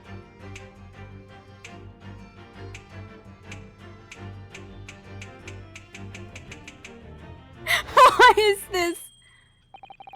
Last night, Having returned to your lodgings after the trial concluded at the Old Bailey. This is very freaking ominous as heck. These two shadowy figures.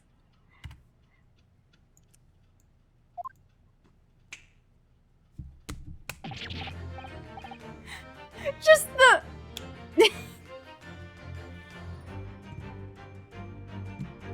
And suddenly, there is a corpse.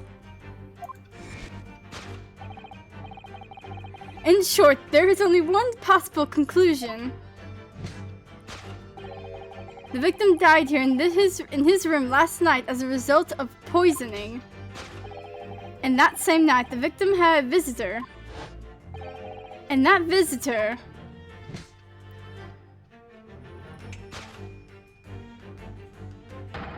was you, Mr. Soseki Natsume. Thus concludes the final act of Sherlock Holmes's great deduction. Soseki Natsume at the scene. Deduction complete. Elementary.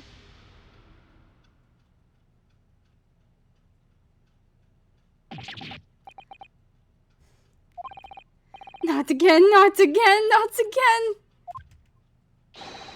Not again!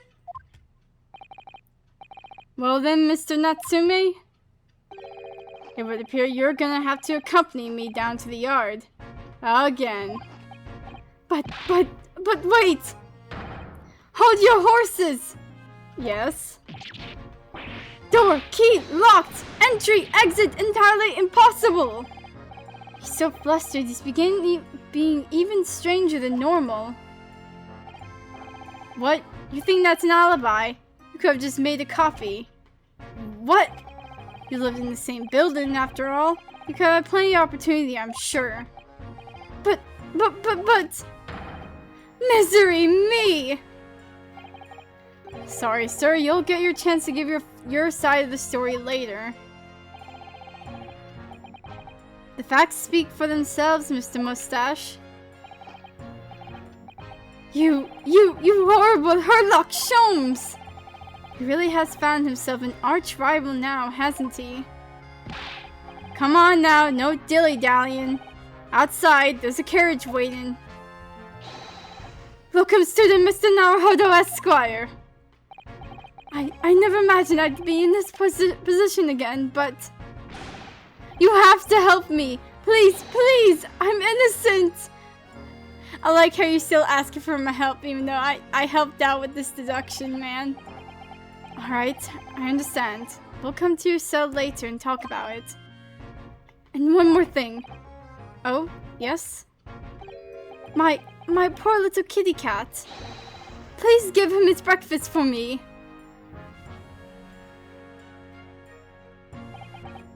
And so, his evil curse still apparently unbroken, Soseki-san found himself once again the prime suspect in a case of murder. Thanks to the incriminating deduction of the great detective. My dear fellow, that honor belongs to you! It really does. Well, at least that means Inspector Gregson is no longer here. We can examine the crime scene in more detail now. Yes, that's right. And of course... What? Have you forgotten what the inspector mentioned before? It was the landlord, Mr. Garadeb, who discovered Mr. Shamspear. Ah, Mr. John Garadeb. Yes. I expect we could find him in his sitting room on the top floor as usual. Right, we must remember to go and talk to him later then. My god, there's so much to do. But I'll be right back. Guys, just keep an eye on the corpse and make sure, like, it doesn't go anywhere. The inspector really just left a corpse here for us to just look at, I guess.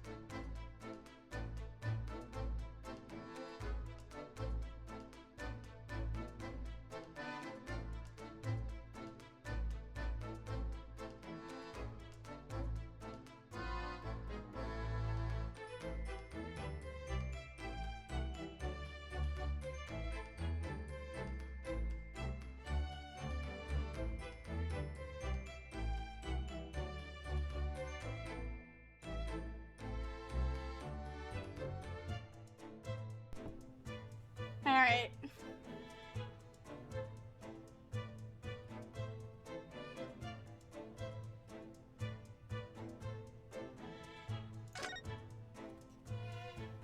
Well, since no one's here, we're just gonna take a look at the crime scene.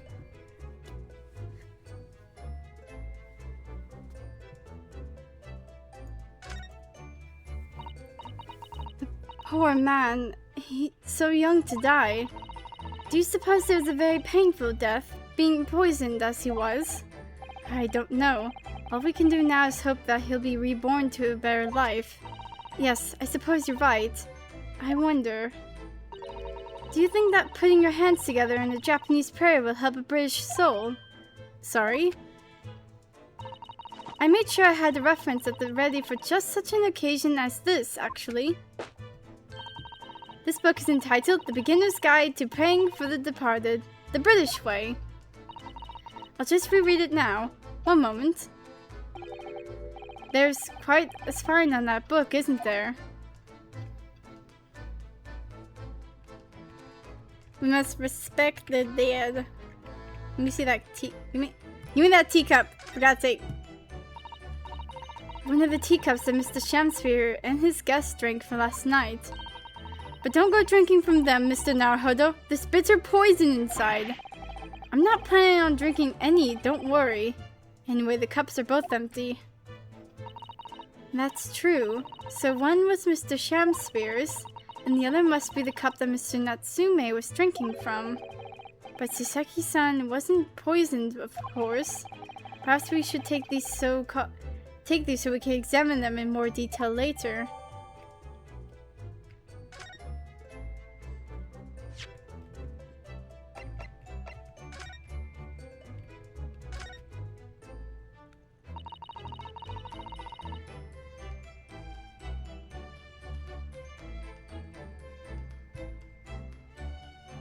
This is the teacup from which Mr. Natsume was drinking. Yes, unlike the other one, the inside of the cup is completely clean. I suppose he must have drunk the contents before the tea had a chance to leave a mark. I always gulp it down, too. Sorry, Mr. Naruhodo. Well, if you just sip it until little by little, it goes cold. Clearly, I shall have to instruct you in the proper way to take tea. No tea ring on the inside of Mr. Natsume's cup. What about this one? This must be the cup that Mr. Shamsphere was drinking from then. It's stained on the inside. Tea does that, I'm afraid. Even green tea. Oh really? I've never noticed before. You've never noticed? Well, I never leave it in the cup long enough to leave a mark. I like to gulp it down. Drink tea while it's hot. That's the Japanese way, isn't it? Oh dear, so many people seem to have the wrong idea about our culture. And most of them are Japanese!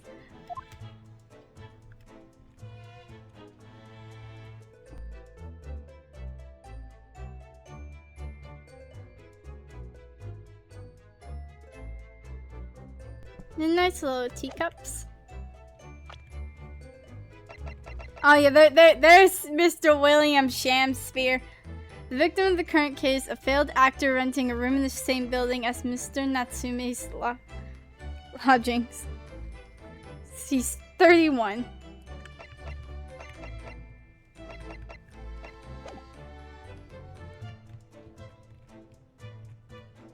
What's this down here? Oh my god, let me click. What's this? It looks like part of an envelope, I think. Yes, I think you may be right. Perhaps it was torn off when the letter was open. Is that significant? Well, it's a little out of place, perhaps, when you look around the room. There's no sign of the letter, or the rest of the envelope in fact, is there? She's right. And yet, here we have the torn off end of an envelope. It just strikes me as unusual. I agree. You better take this, just in case.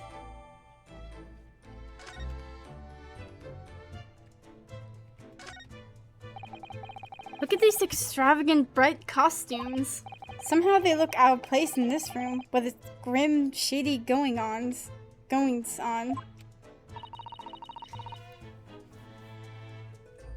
This one looks like a king's attire. A king? I've always dreamt of being a king. Oh, I think you'd be more suited to a feudal lord. A daimyo. Wait, what? Daimyo or such like. With a Chong mage top knot, every Japanese man wishes he had a Sean what? Not a top knot though, no. Oh, you look wonderful with one. And you already have the sword. Wait, hold on. Is that... What does that look like? I swear if it's like wherever the frick,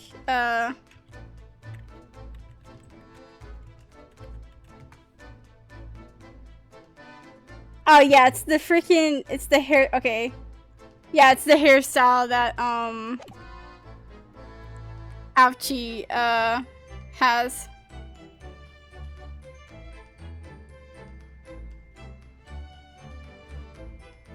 Or had. His stinking little top knot is no longer gonna be a thing.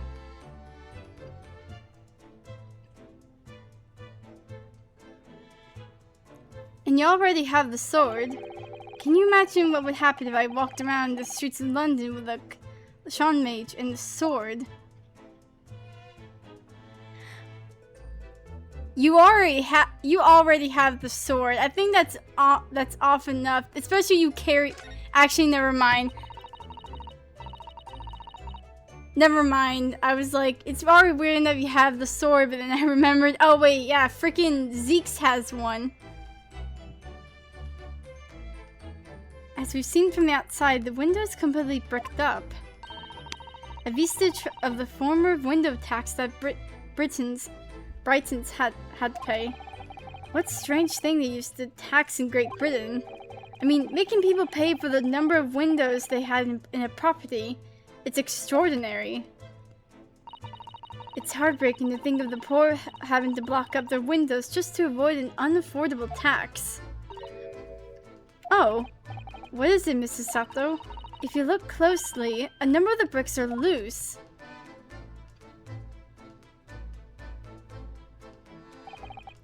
Oh yes, it looks as though an amateur has broken out a few of them just here.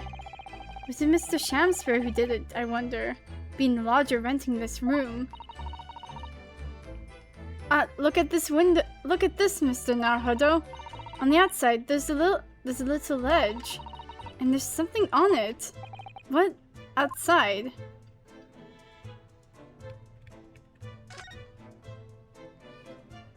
It's so cold outside. You can feel it through this gap. It did snow last night. It would be cold. But more importantly, what is it on the ledge out there? Where the snow covered lumps? It's more bars of soap. Soap? What are bars of soap doing lined up on a ledge outside the window? I have no idea, but the pair of them look rather charming like that. Still, that's very strange, isn't it? Bars of soap lined outside the window. I think perhaps we should take one. There are two after all. Oh dear, I suppose we could. Oh, what's this? Look, here at the soap. Do you see? In the middle there, there's a patch that's a different color. It's sort of transparent, but some sort of fancy design, I suppose. Only in Great Britain. It looks like the Hinamaru flag of Japan, doesn't it? How wonderful. It's probably a very expensive brand. Expensive? And what's it doing in this ramshackle old room? Found some weird, fancy schmancy soap. Give that to me. This powder is different color. It's an exquisite design, isn't it? Trust the British to turn a boring bar of soap into something special. A quite like it. It reminds me of the Hinamaru design of the Japanese flag. I expect this is rather expensive soap. That doesn't seem likely, given who it belongs to.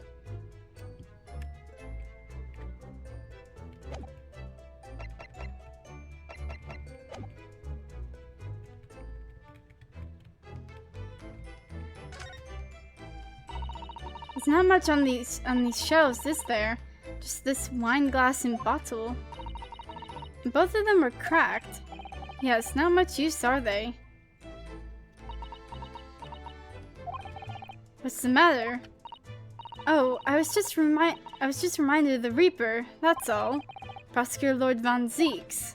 Yes, he's so reckless with his wine glasses. I was thinking, it's a waste and that he should donate some to the needy. You can suggest it next time we meet. Yeah, like, go up to the Reaper of the Bale and be like, hey, maybe instead of, like, chucking you glass bottles and whatnot, maybe... Actually, like, if someone was really skilled enough, they would catch that wine bottle that always gets thrown into the gallery.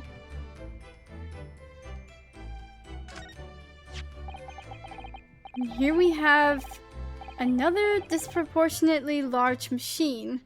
This looks like a meter of some kind. Ah, this is a gas meter, I think. It seems that in this district, residents pay for gas as they use it with coins. I see.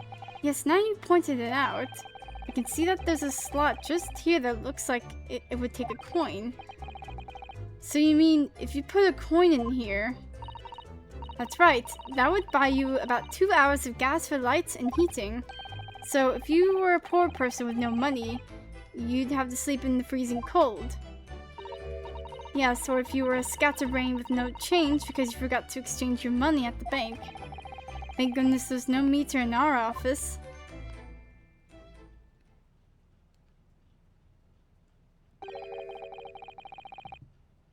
Looks like you're having a good snoop around, eh? Oh! Inspector Gregson! Back so soon! After I threw that little Japanese fella in the clink, I went and reported this to the investigation division. In 5 minutes' time, this place will be cordoned off by the yard. Oh, I see. Well, we'd better be leaving then. Poor Mr. Natsume must be feeling very low being back in the cell again so soon. I'm sure. We should probably go and...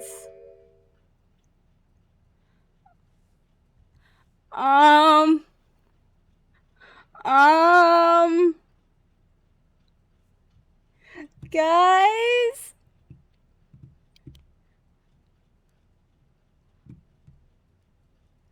God, freaking, I don't know what to say.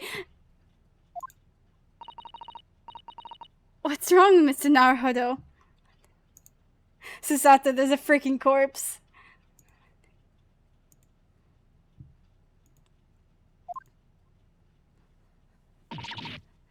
The corpse is alive! Oh god. Out of breath candle, life but a walking shadow, a poor player. Yo!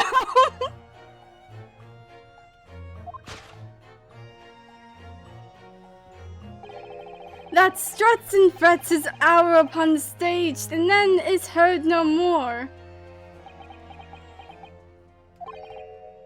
Now, how soundeth the next part? 'Tis a tale told by an idiot full of sound and fury, signifying nothing. Indeed, oh happy day! Oh! What? Walking Dead! That's a different franchise!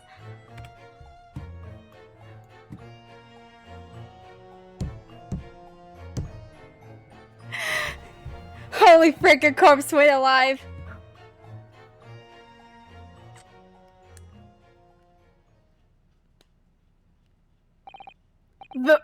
The fella isn't dead at all? Yo, you didn't check his pulse or something? You don't need a freaking coroner to come here and do that. Like, what was that nonsense he was saying though? I think, yes, it was from William Shakespeare's Macbeth. I remember, like, when my brother and I first, like, saw that, like, played this, we were like, wait, which act? Because we remembered that act. I think it was, like, Act 5.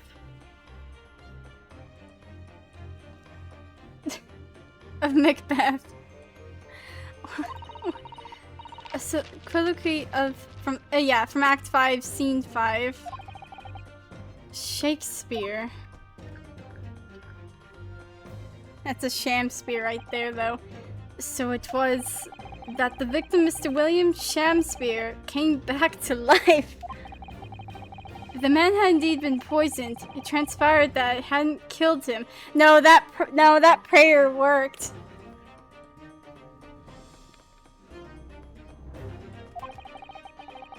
He was taken by emergency carriage to a nearby hospital for treatment.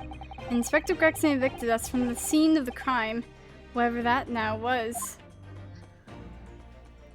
I gotta go see Mr. Garadeb if I can. Who the frick? Peepin' Tom, what the frick? Get out of here! Whatever do you think will happen now? Good question. What a strange situation for Mr. Natsume, arrested for murder, but then the victim comes back to life. I think perhaps the victim was never dead in the first place. It seems very likely that Mr. Shakespeare did consume poison as we deduced. But was it an accident, attempted suicide, or attempted murder? Until the truth can be established, I imagine the police will keep Mr. Natsume in custody. I suppose so. Let's hope it doesn't come to anything more than a night in the cells. Oh, what's this? What's that man doing over there? It looks like he's trying to see into Soseki-san's lodgings.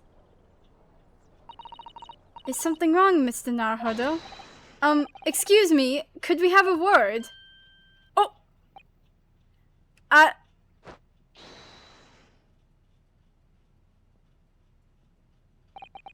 He just ran off. I feel sure that I've seen that man somewhere before. Where was it? I do too, but I don't remember. It was literally the other freaking day. It was him and Shakespeare. They were talking to each other.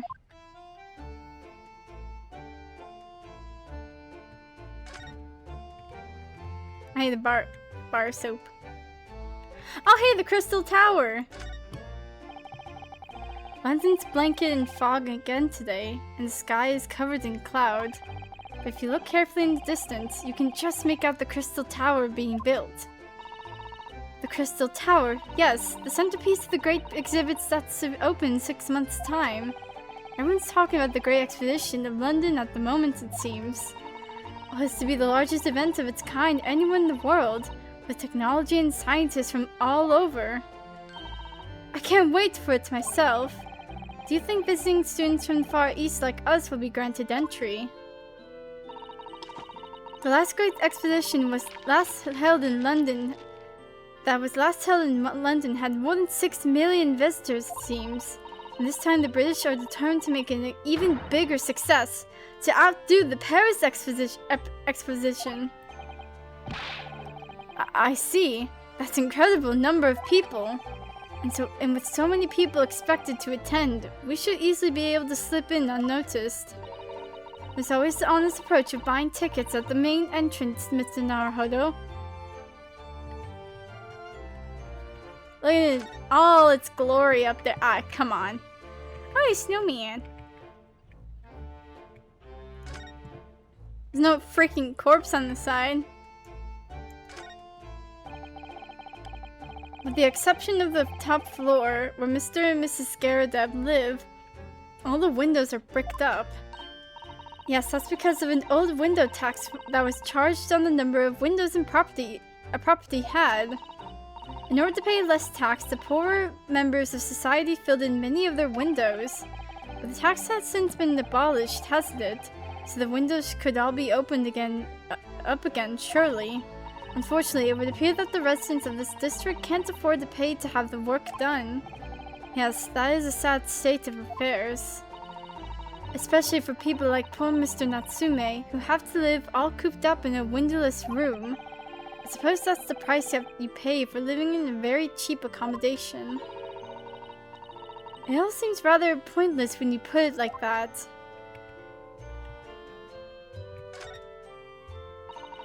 There always seems to be a bicycle outside the Garrett residence. I read that bicycles are extremely popular all over Great Britain at the moment, in fact. That one seems very warped though, especially the front wheel. Is that to make it more of a challenge to ride, do you think? No, I'm afraid that may be a result of the rider's incompetence. For the front wheels to be so badly warped, I'm afraid the rider may have been similarly afflicted. Then there's a good chance Mr. Natsume has been practicing on this bicycle, I think. Oh dear, I fear you may be right.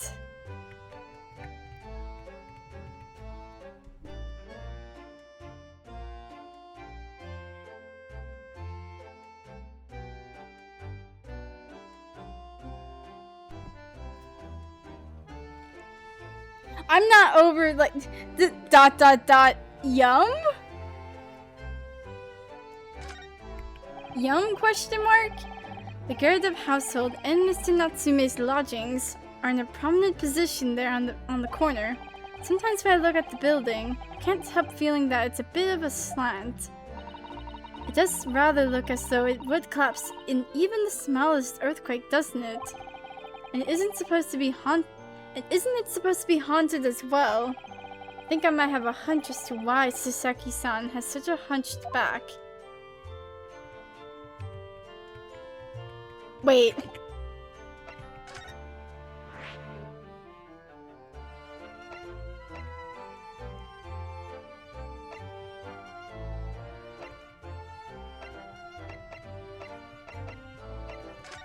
Let's go to Mr. Garredeb's room real quick. Is he here?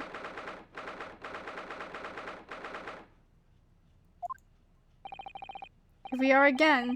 The eccentric landlord's eccentric top floor abode.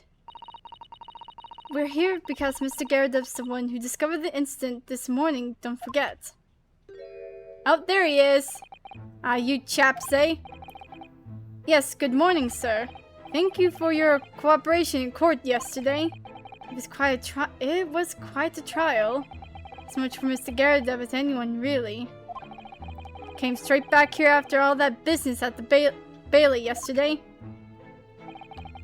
Didn't expect to wake up to more bally nonsense this morning.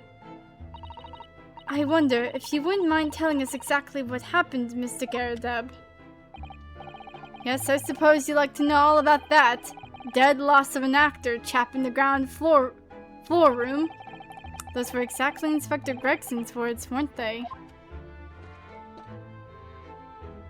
Where did you put that tea?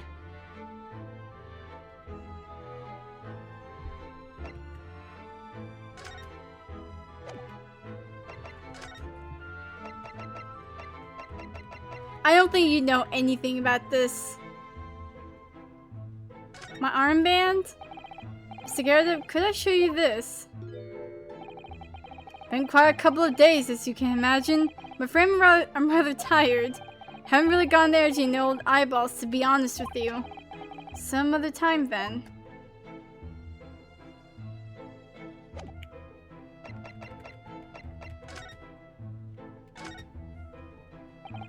It must have been a real shock for you this morning. I hear that you discovered what had happened. Well, that hopeless actor chap rises at 5 o'clock sharp every morning without fail. About 5:30 this morning, he still hadn't lit the gas. So I went down and knocked on his door, but no bally answer.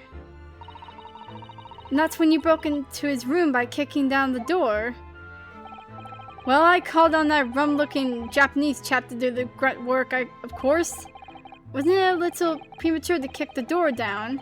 The man could have just overslept by half an hour.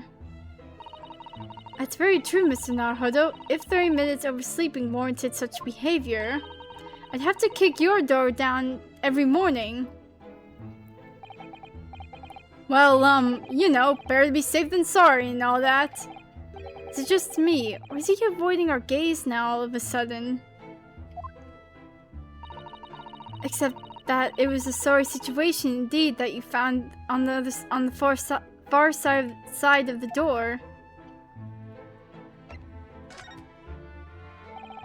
The victim's name is Mr. Shamspear, I believe. Is that right?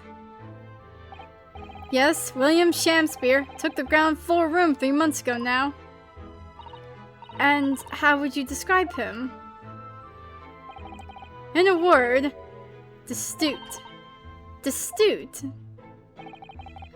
Well, let's face it, the only redeeming feature of that room is the cheap rent. Anyone wanting to live in a place like that is either broke or has a bally screw loose. So hard to choose which category Soseki-san would fall into. Mr. Naruhodo, that's a little rude. He was doing research as well. Research? Into what? Shakespeare, of course. Shakespeare! Read a few plays of the old bard myself, you know? Romeo and Hamlet and all that. Ah yes, I remember the classic Romeo and Hamlet.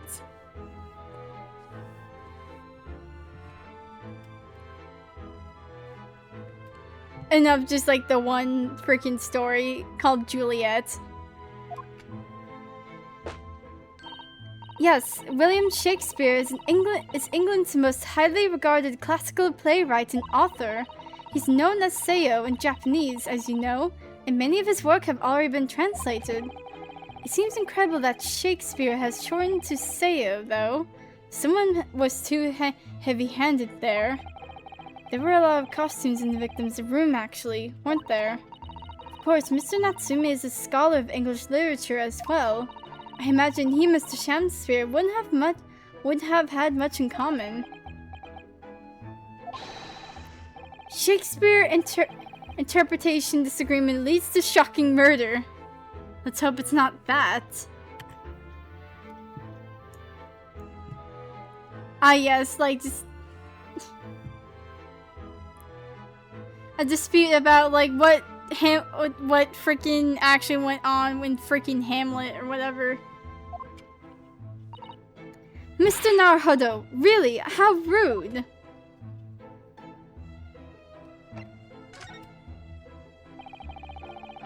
After Mr. Natsume's trial yesterday, you came straight back here, I believe, didn't you? Did you notice anything strange between then and this morning? Well, now, must have been about 6 in the evening by the time I got home. Snow was coming down rather heavily, as I remember, and it was completely dark already. But that failed actor chap was out at the time. Mr. Garrett noticed there was no light from his room or something, I suppose. Couldn't summon the energy for anything such, so I just sat in front of the fire up here. It was after 8 before Shamspear got back, and the chap was up till past 1 in the morning, I'll have you know. Suppose he met his end sometime after that. I was asleep by then, so I'm rather in the dark there. Well, thank you. That was very illuminating. Is everything alright, Mrs. Sato? Well, I was just thinking, it's a little strange, that's all. Mr. Garrett, you were up here in your room all evening, if I've understood correctly. Not a big fan of stairs. Not with this blasted leg. Then, how is it that you seem to know? The precise movements of your tenants on the ground floor, I mean. Oh. He about to fall over. Oh, what? That's a very good point. I can't imagine that you could hear noises from the ground floor all the way up here. Is this old man Like to spy on his tenants. Is that it? I say, I know what you're thinking. It's a Bali outrage. I'm ex-military, don't you know? I don't go around spying on my tenants. Why would I? Then how do you know, Mr. Garadeb? It's the gas, woman. The gas tells me everything. The gas? Speaking gas. What on earth do you mean, sir? How can the gas tell you anything, let alone everything? Well, as you're probably aware, the gas is supplied to the building by pipes. Yes, I'd more or less worked that out. Every room in the building is connected by a single pipe to the gas main outside, and the gas company supplies gas to properties via the main. Yes, I understand that too. Let me see if I can explain. Let's say I was to light the gas lamp up here. What do you suppose would happen? Well, obviously the room would get brighter. Exactly. At the same time, the lights in all the other rooms of the house would dim for a moment. What? They dim? Why? Perhaps it's because when you light a gas lamp, it briefly uses more gas than usual, and that reduces the amount of gas in the pipe for the other lamps that are connected to it. That might explain why the other lamps dim momentarily, mightn't it? Yes, of course, because everything's connected to a single supply pipe. Is that supposed to happen, though? It sounds rather undesirable. Jolly good point. Fact is, the gas company's pipes in these parts are pretty hopeless. Long worn out. And barely got any gas in them to start with. Opposite's also true, of course. They extinguish the lamps up here and they glow brighter in the rest of the house. Ah, right. I see.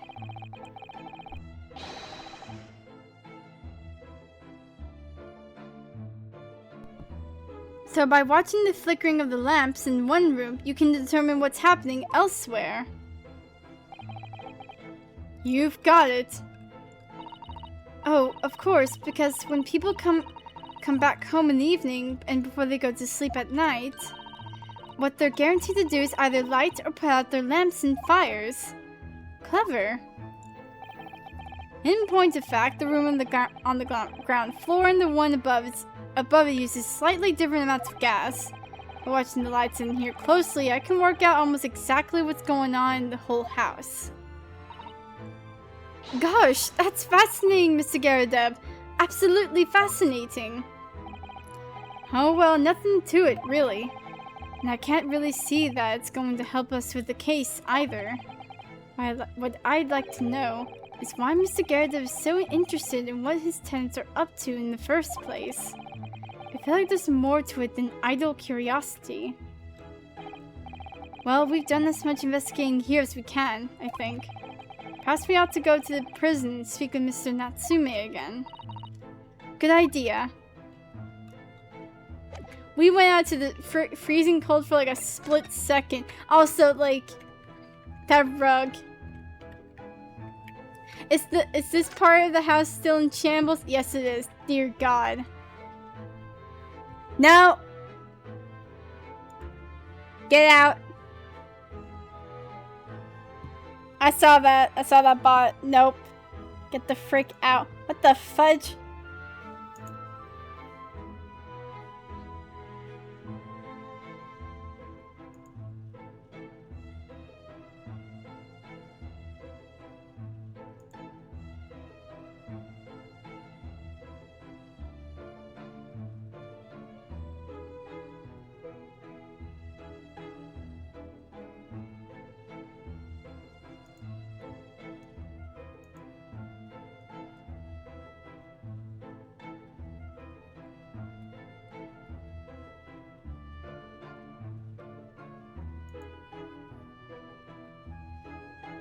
What?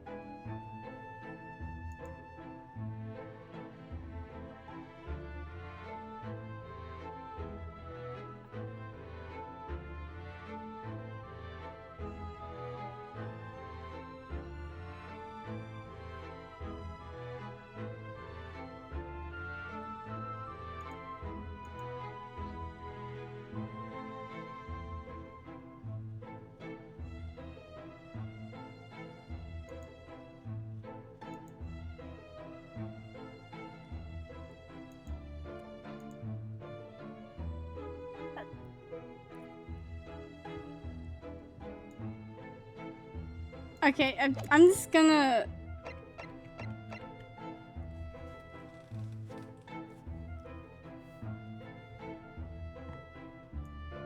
I'm gonna have to end. I'm gonna end the stream here. I need to go check on something real quick, or not real quick, but like I'm just gonna end the stream here.